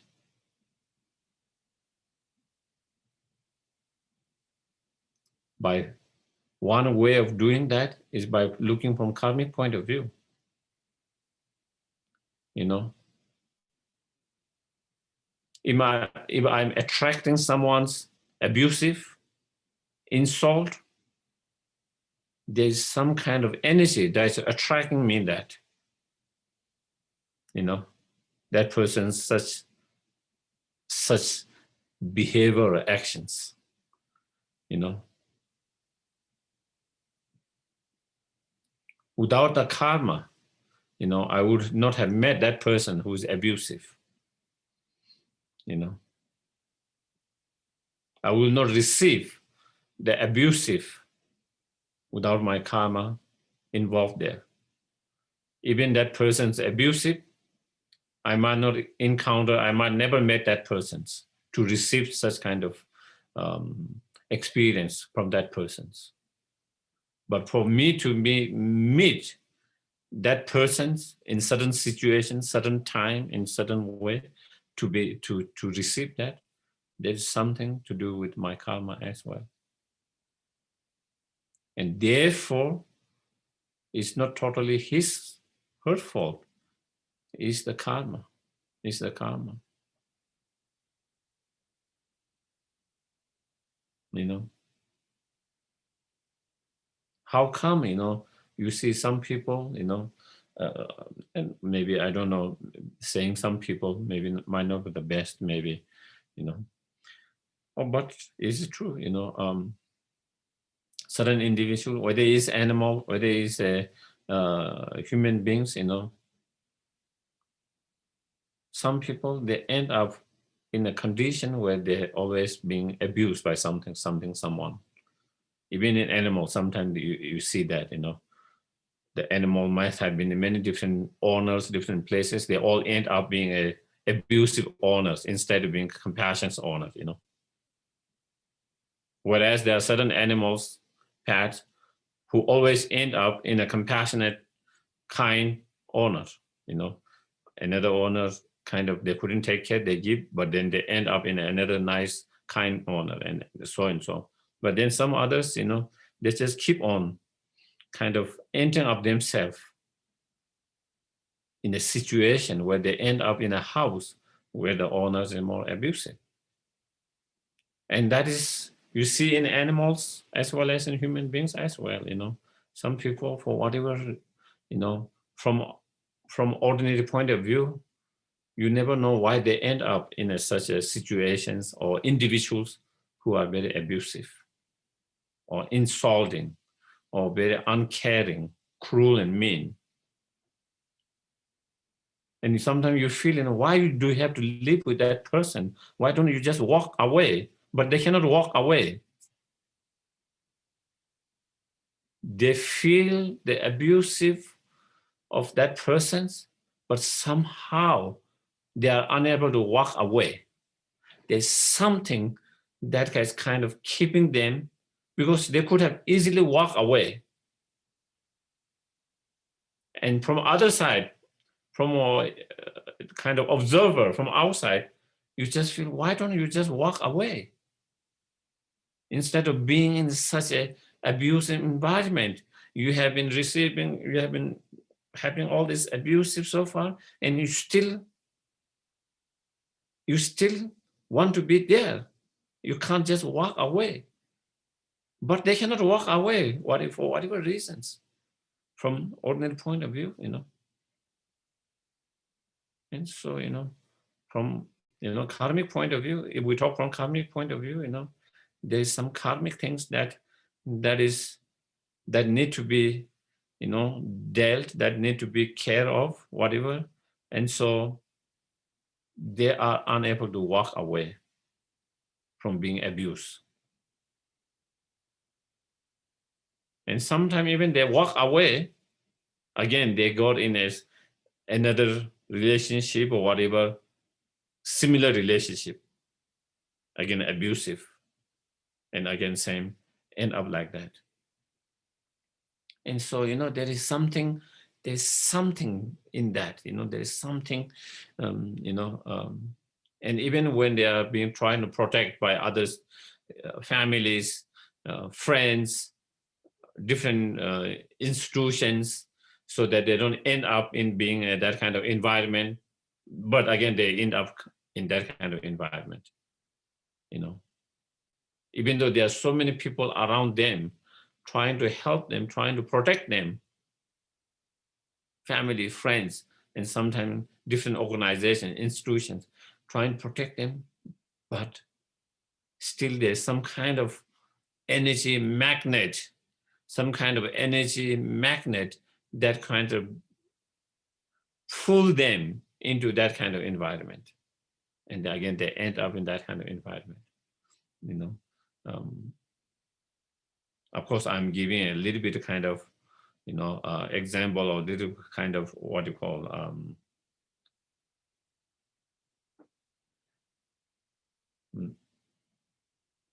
gross example, okay? But because it's more easy to see that little bit more with that kind of gross example. And subtle examples sometimes is a little bit hard to see, but so with that, then we apply to everything that we experience in our life. Our karmic magnets kind of full. When you have a strong good karmic magnet, then you are attracted. Your karmic attract nice people, good people around you, and you receive love, compassion, caring. And when we have a strong negative karma, that strong negative karma, when it manifests, it fools those negative energies, and people who are more likely to be unkind, uncaring, unloving, more cruel, more mean. So our karma attract that kind of energy, and we are more surrounded by that kind of things. So once we realize and once we are able to accept that, of course, it's not easy to accept it all. It's not easy to accept when someone is abusive. To be able to accept is our karma. It's got to be really, really very, very strong, highly developed practitioner. For most, even a practitioner, for most people, it will be extremely difficult to be able to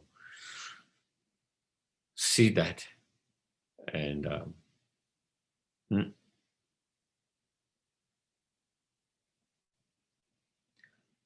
so now the next questions comes, if that is our karma, should we allow that to happen? Absolutely not. Absolutely not. This is just kind of in our mind, we accept from a karmic point of view whatever happened, but we don't want it to happen. We can stop that from happening. Do you get it? Whatever has happened, we cannot change the past. Whatever I have received, insult, abusive, whatever, I cannot change that. So I cannot change that, but I can let go of anger, feeling of anger and hatred and all those negative feelings I have because of that. I can let go of that. Or I don't let it go and I keep it. We have two options. We can't change the experience, the past experience, whatever has happened. We cannot change, we cannot recreate that experience. We cannot kind of turn the clock backwards. Whatever has happened, happens. But from that events, from that experience, we might have a lot of different feelings, unhealthy, negative feelings. And do I want to keep them or do I want to let it go? If I keep them, I will continue to experience suffering, pain. Even I'm not experiencing physical and verbal abuse anymore, but because I'm not able to let it go, I will continue to experience emotionally so much, as long as I hold on them. And by holding them, not only we lose our peace and we suffer, also create negative karma, also leave the imprint within our mind stream, and it becomes more and more difficult with all this imprint, strong imprint. Or we decided, I want to let it go. I don't want to hold on them. I don't want to hold them. I want to let it go. Of course, we can try to protect ourselves or others, not just ourselves, others who are being abused. We can try to protect ourselves and others from being abused in the future, from anyone, from being abused in the future. But whatever happened past, we just need to let it go. Need to let it go. And one way of letting it go of anger and all of that is this practice. Because, if we don't look from karmic point of view, then definitely we blame everything for them, that person. And when we blame everything for that person, for our pain, sufferings, then even you say you need to let it go, you cannot let it go. As long as I blame that person. If I blame that person for my suffering, pain, I cannot let it go just by saying I need to let it go, I need to let it go. It's not going to go. Just saying let it go doesn't help. You have to change your perceptions. You have to change your perceptions. Only then you can let it go. As long as you have the same perception, you will never let it go. Even you want to let it go. Because that feelings come from certain perceptions. Certain perceptions.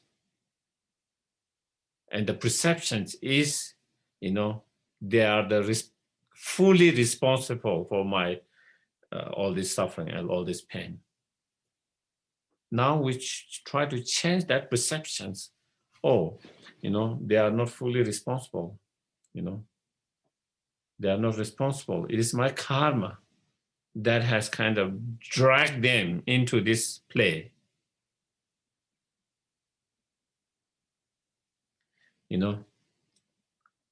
Instead of seeing them fully responsible, that if you see half responsible, whatever your feelings, anger, hatred, will be a little bit lessened. And if you see they are not responsible at all, then you wouldn't have that feeling. No reason to feel that way.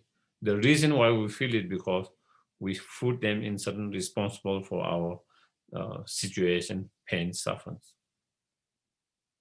And from karmic point of view, if we take full responsibility ourselves, then, there's, and when we take full responsibility from karmic point of view, we don't blame them. We don't put them responsible for that. Then when you have that kind of perceptions, understandings, then the anger, hatred, and all these bad feelings that comes because of certain perception will not come, will stop, and you can let it go.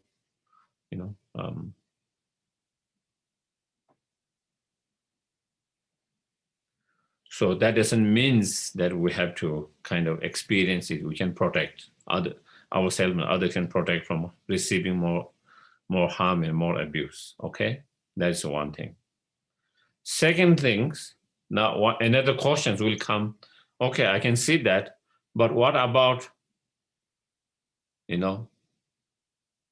justice, about the damage they did, should we allow them to go free? And should we allow them to do whatever they want and as though nothing has happened by taking the responsibility ourselves from the karmic point of view, you know. Or should we take certain actions so that they understand their mistakes and they don't create the same kind of mistake to others, ourselves or others, you know. And definitely there should be some actions. There should be some, accountabilities so that so they don't repeat such kind of harmful, abusive behavior and actions to anyone, because it hurts others and themselves. By allowing them to engage in that, it is also hurting themselves, harming themselves, not only others, themselves as well. But the point is, when we do have to take certain actions, we do with compassion, not with upset and angry. That is the key, you know. And the only reasons we want to take that actions is that no one suffer from that such behavior and action again, anyone in the futures.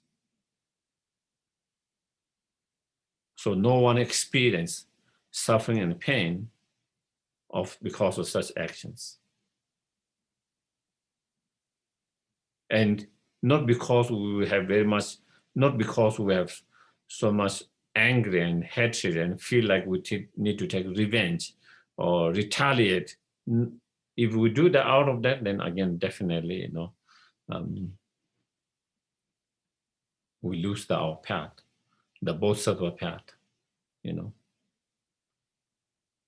But without feeling anger, hateful, you know, and then if we take certain action to stop that, then it doesn't go against the path, against the bodhisattva practice, against the bodhisattva path, against our spiritual path.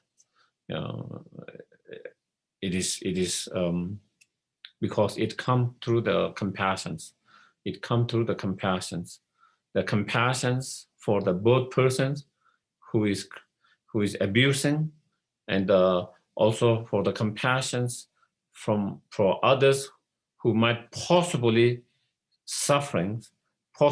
might experience sufferings due to the abuse from that persons.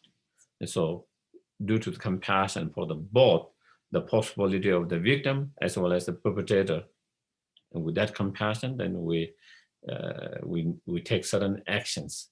So such behavior is not not created again. Such behavior does not continue, you know. So do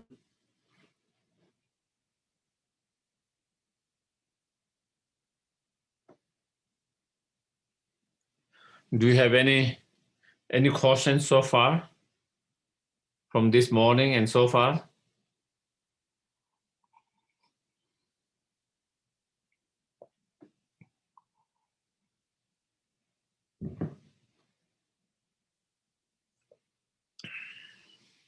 No questions. We talk a lot of heavy duties. We had a lot of discussions about heavy duties, you know, especially. Geshe, I have a question. Yes, please. Can you hear me? Okay. Yes. Yeah. Okay. Because I struggle with some of these a little bit, and I'll just go back to verse 2, although this shows up a little bit in verse 5 for sure too, and maybe verse 4 as well. I know plenty of people who hold others as supreme and do that by seeing themselves as worthless and not having any self-esteem, which leads to depression, leads to self-loathing, really, quite frankly. And so I just wonder about how to work with this in a way that doesn't lead to that sense of these other people are all supreme and I should see them all as supreme and I am a worthless being. Mhm. Thank you. In relation to that, when we say I'm the Lord's, that doesn't mean you are worthless. You know, it is just like you are also, you know, it doesn't mean you are worthless. It's seeing you are valuable, you are worthful, but seeing other even more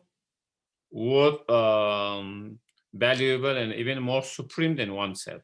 So there's a very different, you know, you have your own self-confidence, you feel your own worthy, you feel your own values, preciousness, all of that. At the same time, you also see others as even better than yourself.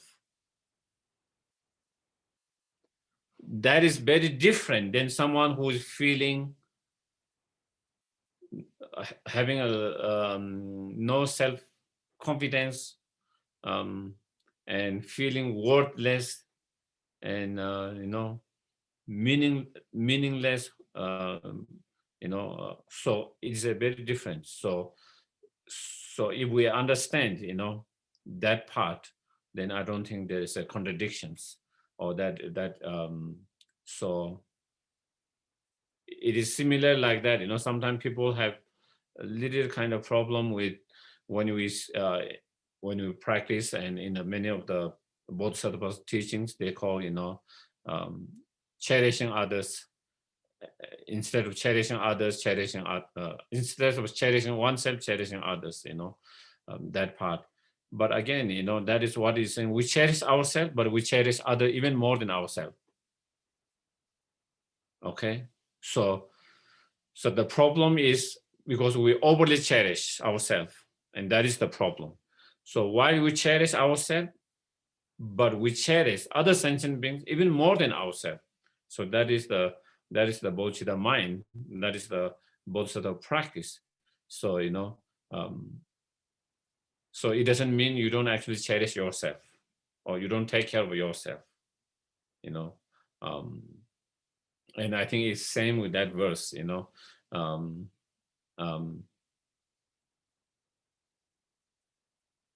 Yeah, but but for certain individuals who are in already that state of feeling very low about themselves, who is already in that state of mind, very low and self-loathing, self-hatred, and worthless, all of that, then again, taking that practice literally might not be helpful, when you are in that mind. So again, that is where we have to. One of the things about the Dharma practice is we learn different meditation, different practice, but also we have to learn which meditations is helpful, effective in certain situation, in certain state, when you are in certain state of mind. And those we have to see, when your mind is already down and low, then you should meditate on something that is uplifting, not to put yourself, but maybe instead you meditate on Buddha nature, your own potential, such as Buddha natures, the potentials of the goodness. So that we should focus on that. So the Buddha nature will be more beneficial than seeing you are lords of everyone's like that, So again, it depends on individuals throughout the days or weeks or months and years, in what state of mind you are in that time, and according to that, then you have to sometimes you have to change the meditations, because certain meditation might not be suitable when you are in that state of mind, so you have to have some meditation that is more suitable for that, something that uplifting when your mind is low. When your mind is too high with arrogance and pride, then you need some meditation that will make you a little bit more grounded, more down, So that is where we have to kind of, we have to figure out which meditation is more beneficial in that particular situation, that particular time, that particular state of the mind. Yeah. Okay. So then, is that just is that the only questions?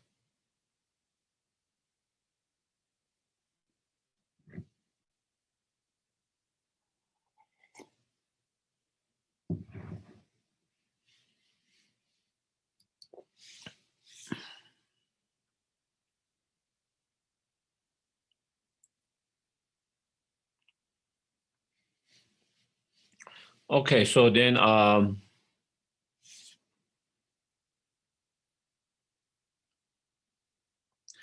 we continue, and then again, if any thoughts, questions arises, you can either again ask directly or send chat.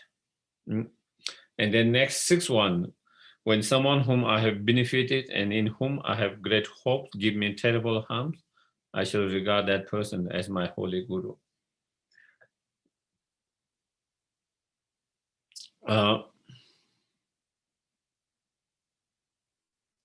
Again, someone that you have sacrificed yourself, you have given so much, you give everything with with the best intentions, good intention, motivations, you have tried to help, benefited, take care of them, in every possible that you could, So when you do that, of course, for us, we don't hope we hope, that persons will appreciate our help and be very grateful and appreciative for our support, our help, our sacrifice, everything that we did for them, We do have some hope for ordinary beings, ordinary beings. We do not hope that they will be nasty to us for what we have done to them. We do hope they will be nice to us, they will be kind to us. At least they will be appreciative and grateful and thankful for everything that we did. We have some hope and expected like that. But then such individuals turn against us and mistreat us, then it's very hurtful. It's extremely hurtful. It's extremely hurtful. Someone you haven't done so much, or to someone you have not done anything, any good things, if they mistreat you, you wouldn't be as hurtful as someone you did so much.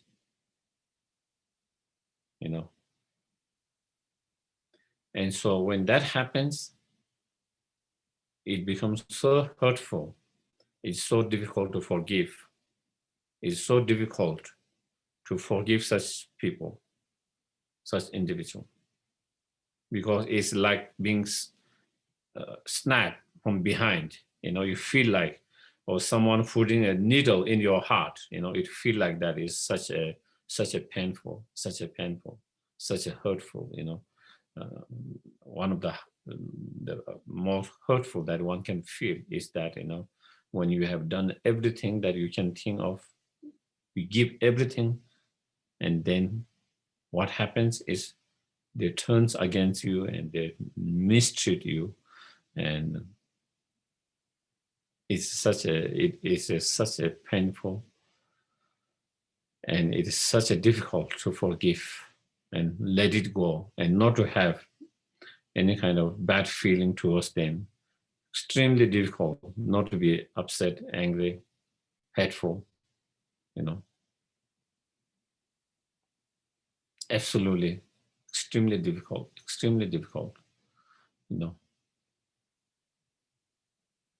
for a beginner practitioner, extremely difficult. But again, no matter how difficult it is, to make a progress on our path, on both sides of a path,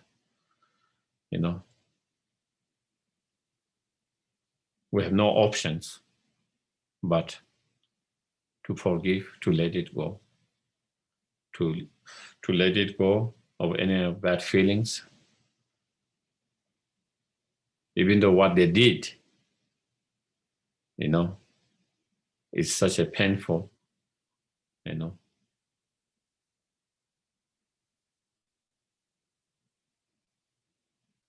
but for our own happiness, for the happiness of the others, for everyone's happiness, or even we can't think of happiness of the other persons, even for our own happiness, even for our own peaceful mind, even for our calm mind, we have to let it go. We can't hold on. We can't hold on. We have to let it go.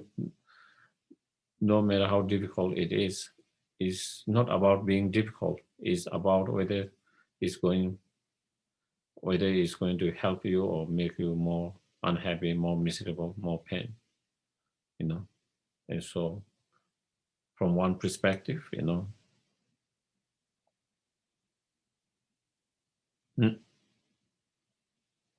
Secondly,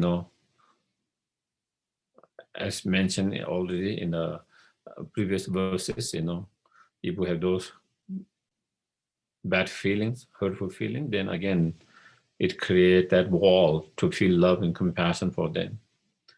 And without that love and compassion for them, we cannot really cultivate true love. I mean, the great love, the great compassion.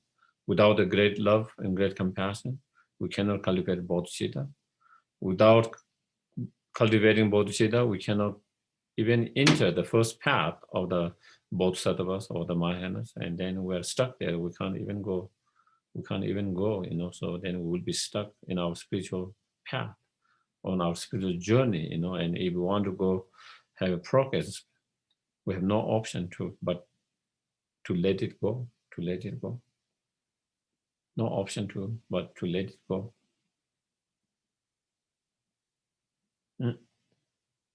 So then how can we let it go? Again, as we mentioned before, then you have to change the perceptions. Again, you have to change the perceptions. We already talk about that. We have to change the perceptions. If you don't change the perception, you cannot let it go. So again, here is a different way of changing the perception by, again, looking from different point of view. We already have many different point of view that is mentioned in earlier verses, how we can let it go by changing perceptions, by seeing things slightly differently than our normally the way we see it. Also here, by seeing, holding that person as my holy guru, Of course, we hold our guru very dear in our heart, all the time. We regard them very precious, very dear, very precious, very kind, very dear. And same way, we try to see these persons, very dear, very precious, very kind, Again, from the point of view of, the practice, from the Dharma practitioners,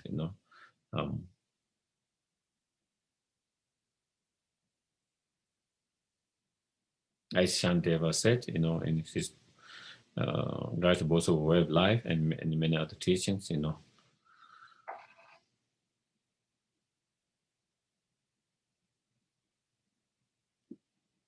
we want to achieve our spiritual goal, to achieve enlightenment, to make progress on the Bodhisattva path, we need to cultivate the patience, the practice of patience and forgiveness, And we can only complete and perfect the practice of patience and forgiveness only if we practice.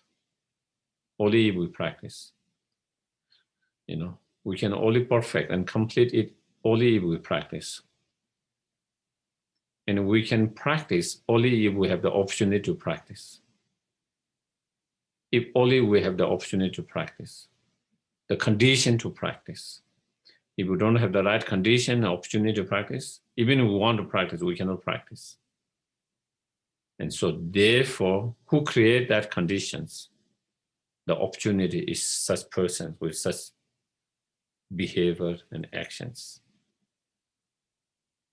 As Shandeva said, we cannot practice patience with your loving kindness, guru who is always kind, caring, Buddhas, bodhisattvas who are always trying to help, benefit. You cannot practice patience with them, or we cannot perfect the practice of patience with them.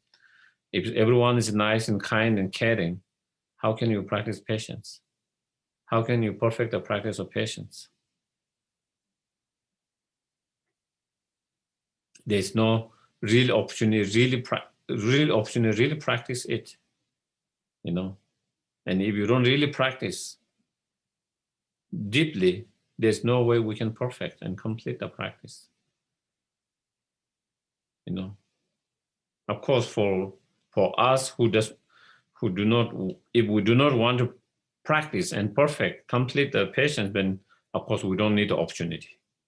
But if we really sincerely want to practice patience, if we deeply, genuinely try to perfect and complete those practices, then absolutely we need the opportunity, the conditions, the absolute conditions, and the opportunity is only provided by those people who doesn't treat us so kind and loving way. And therefore, from that point of view, then it is the greatest teachers, it's the greatest teachings, it's the greatest teacher, guru, And therefore, in all the lojong, all the mind training, they say,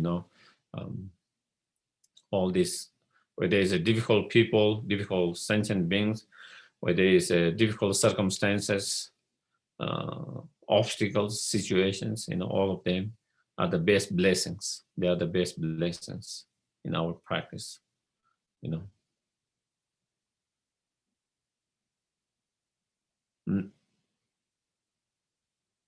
When we ask for the blessing from the Buddha, okay? When we ask for the blessing from the Buddhas and Bodhisattvas, what blessing are we asking? I'm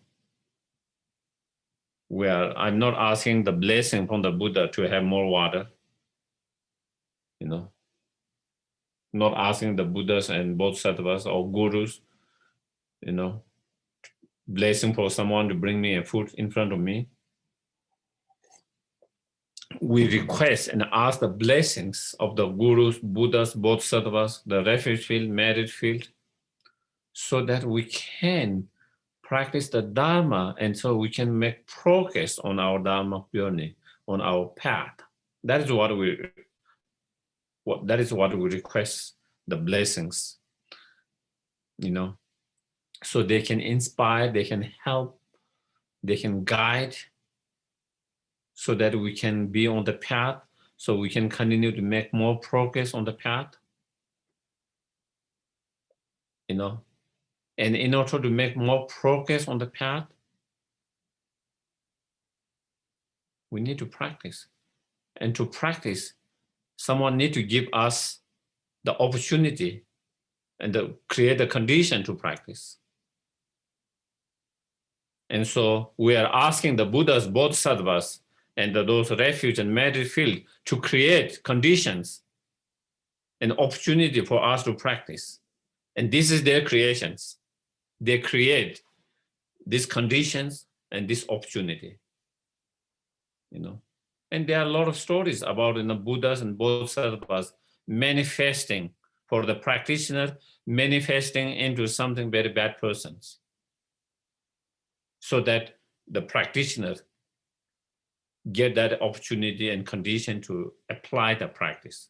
So there are a lot of stories, the Buddhas, Bodhisattvas intentionally manifesting in the bad persons. Of course, maybe inside they are not bad persons, but outside, very annoying persons. They come as very annoying, irritating,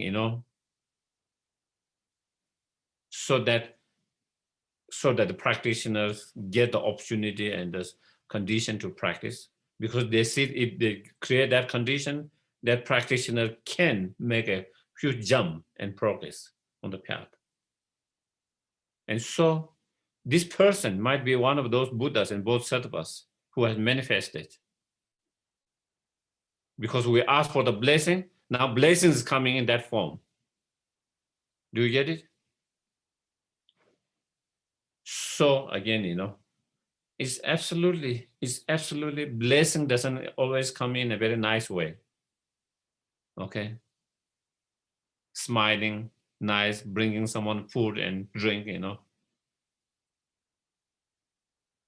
because that kind of blessing doesn't really help us be on the path. Sometimes the blessing can come in a different form to put us in the right path, to really make us really practice, to really make us progress. And so therefore, that person could be absolutely manifestations of the Guru, Buddha, Bodhisattvas, could be the blessing of that, so therefore seeing them as that kind of blessings, Guru, once you have that, through that kind of reflection, contemplation, meditations, when you are able to see it, even just the possibility, it could be, manifestations of the Buddhas, Bodhisattvas, and so forth, manifesting for me to guide on the path, to guide me on the path, to put me on the path, to help me to progress on the path. The moment we feel that, and once we have that kind of perceptions, then you appreciate, my prayer has been answered now. I've been praying the Buddhas and Bodhisattvas, all of them, for that blessing, and that now they have created that blessing. I'm so grateful and thankful, So you could have that kind of feeling, appreciations, feeling is absolutely the best guru, best teachings, best guidance. And so when you have that kind of feeling and perceptions, then you have no more bad feeling towards that person's. No more angry, no more upset, and all of that, because you're so grateful, and thankful and appreciative for giving that.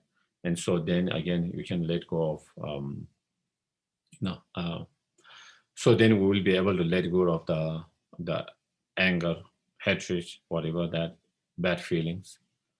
And without those bad feelings, then again, we can easily become much more easier to cultivate love, compassion, bodhicitta towards them and be on the right path.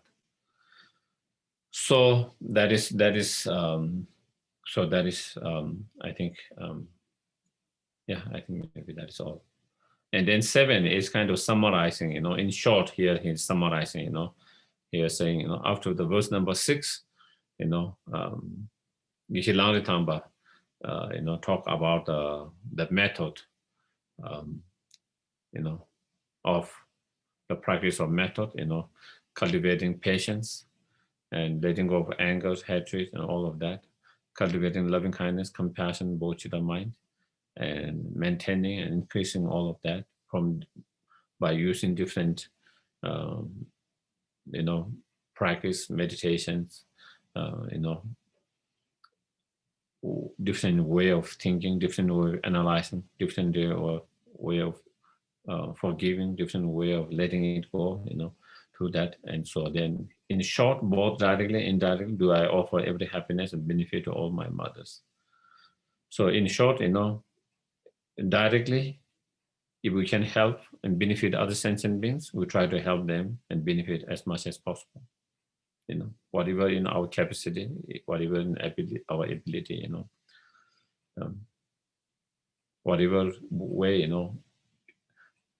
materially, physically, emotionally, mentally, worldly, spiritually, whatever help that we can be directly, we try to help as much as we can. I shall secretly take upon myself all others their harmful actions and suffering. And if there is any way we can, help to reduce the other sufferings, relieve the sufferings of others, reduce the suffering of others, again, directly, we try to do that in whatever way.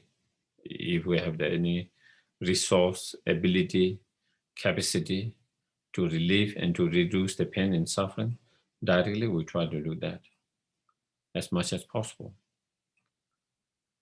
But there are a lot of things that, as much as we want to do, we cannot do.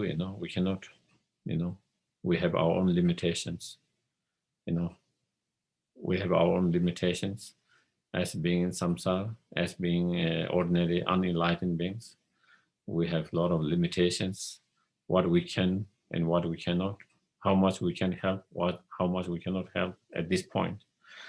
Even when we have the best motivation, intention to help, And so those which we cannot help and benefit directly, indirectly, then we, through the practice of Tonglen, taking and giving, through the practice of Tonglen, taking and giving, then, we try to take others' suffering by imagining, visualizing the others' suffering and cause of sufferings, all the suffering and the cause of all the suffering on ourselves. And we imagine and visualize giving all our happiness, all our virtues, all our excellent qualities, sending them and giving to all other sentient beings. So that's indirectly or secretly, that's how we try to do it, because we cannot do it directly, So indirectly, we try to do those practice, Tonglen, of reducing others' suffering and cause of suffering, relieving their suffering and cause of suffering by taking on ourselves, giving them to all the happiness and cause of happiness by our virtues and positive qualities directly, indirectly, or secretly, But those which we can, then we try to do as much as possible. So that is kind of, the 7 is the practice of Tonglen, and the practice of Tonglen is mainly to cultivate and to maintain and to increase loving kindness and compassion.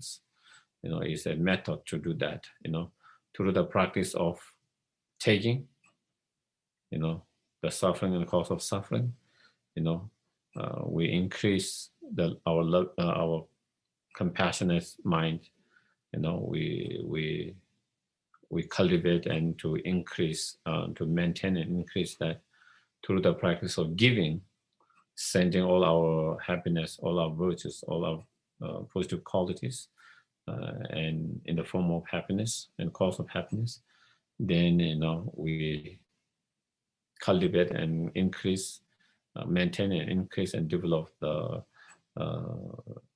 loving kindness. So it's a technique, powerful technique, meditations, to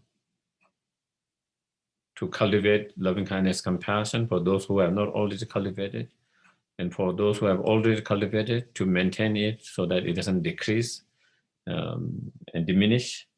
And for those who are able to maintain it, it's a technique to increase more and more, stronger and stronger, more and more intense. And so the Tonglen practice can be done by all different practitioners, beginning, middle, and those who are already kind of cultivated loving kindness, bodhicitta, and all of that. So then the wisdom part, the 8, undefiled by the stain of superstitious 8 worldly concern, may I, by the perceiving all phenomena as illusory, be released from the boundaries of attachment, So even sometimes when you are trying to be nice and kind to others, even when sometimes when you're trying to be compassionate, kind, compassionate, loving, caring, kind, sometimes again, even those kind thoughts, even those kind actions, behavior can be polluted by some level of worldly concern as well, can be also polluted and diluted by some worldly concern as well.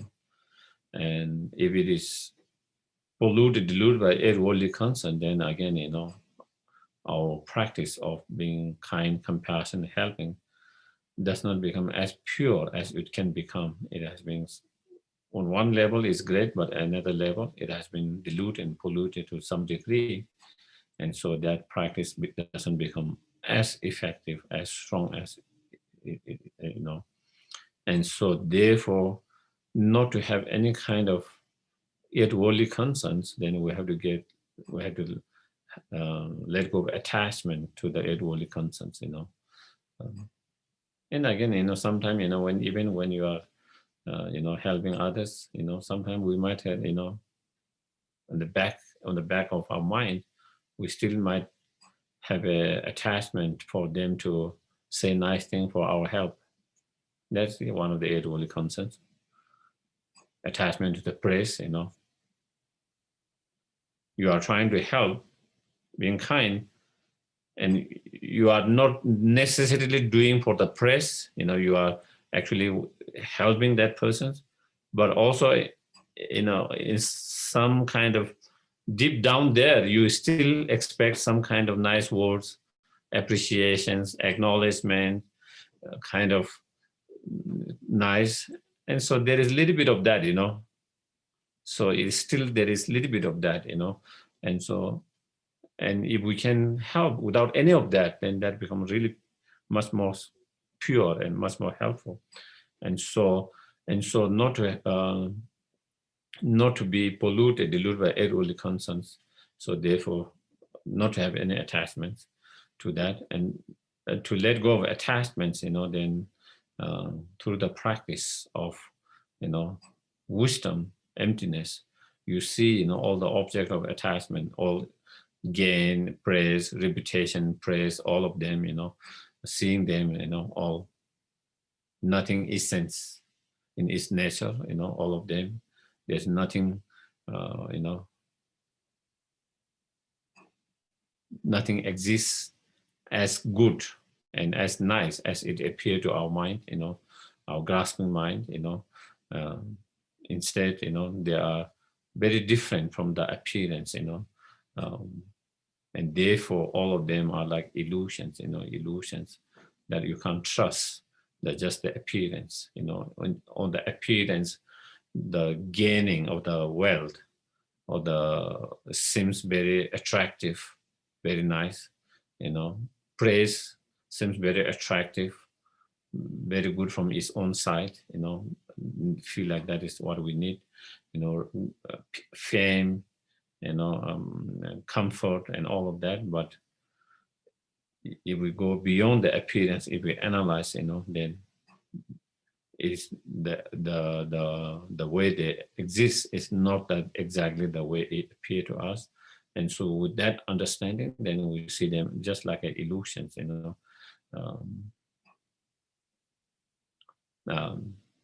and so then you don't get attracted to just the appearance of those eight worldly concerns. And without that attraction, without that attachment, then our practice of trying to cultivate loving kindness, compassion, and act out of loving kindness, compassion, become much more powerful. And combining the wisdom and the method together, then whatever practice we do, then it becomes much more powerful. It become cause of enlightenment, become antidote to overcome both the obscurations.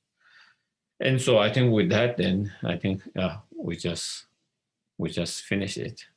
So I guess the number 8, the wisdom part, I think because we kind of discussed quite a bit as today when you talk about the two truths. So yeah, so any questions?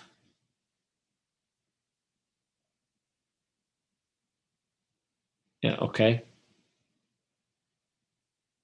So if there's no questions, so then thank you for everyone for your patience and for giving your precious time and joining, and I hope you find something helpful that that you can take and try to apply and practice even a little bit of what we discuss. And from any of those 8 verses, you might find one of the verses more helpful, beneficial, or all of them, in particular now, or and then you try to apply that particularly more on that.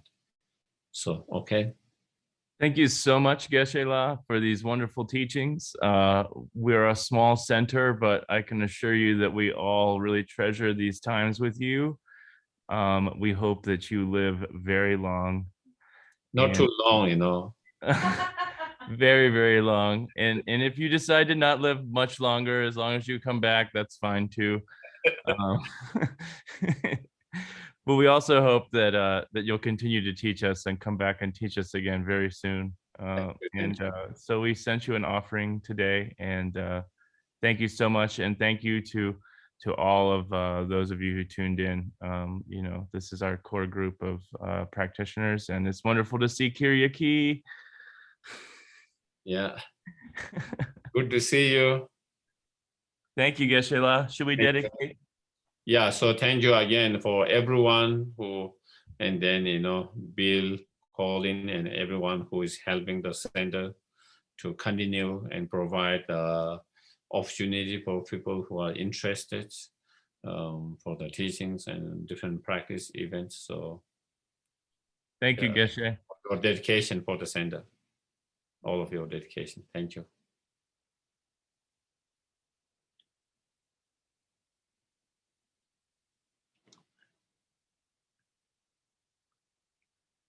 Due to the merits of this virtuous action, may I quickly attain the state of Guru Buddha and lead all living beings without exception into that enlightened state. May the supreme jewel Bodhicitta that has not arisen, arise and grow. And may that which has arisen not diminish, but increase more and more.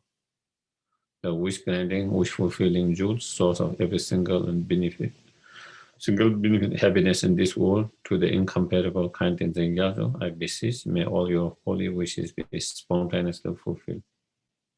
You who uphold the subtrue moral way, who serve as a bountiful barrier of all, sustaining, preserving, and spreading Manjunat victorious doctrine, who masterfully accomplish magnificent prayers, honoring the 3 jewels, severe myself and others, your disciple, please live.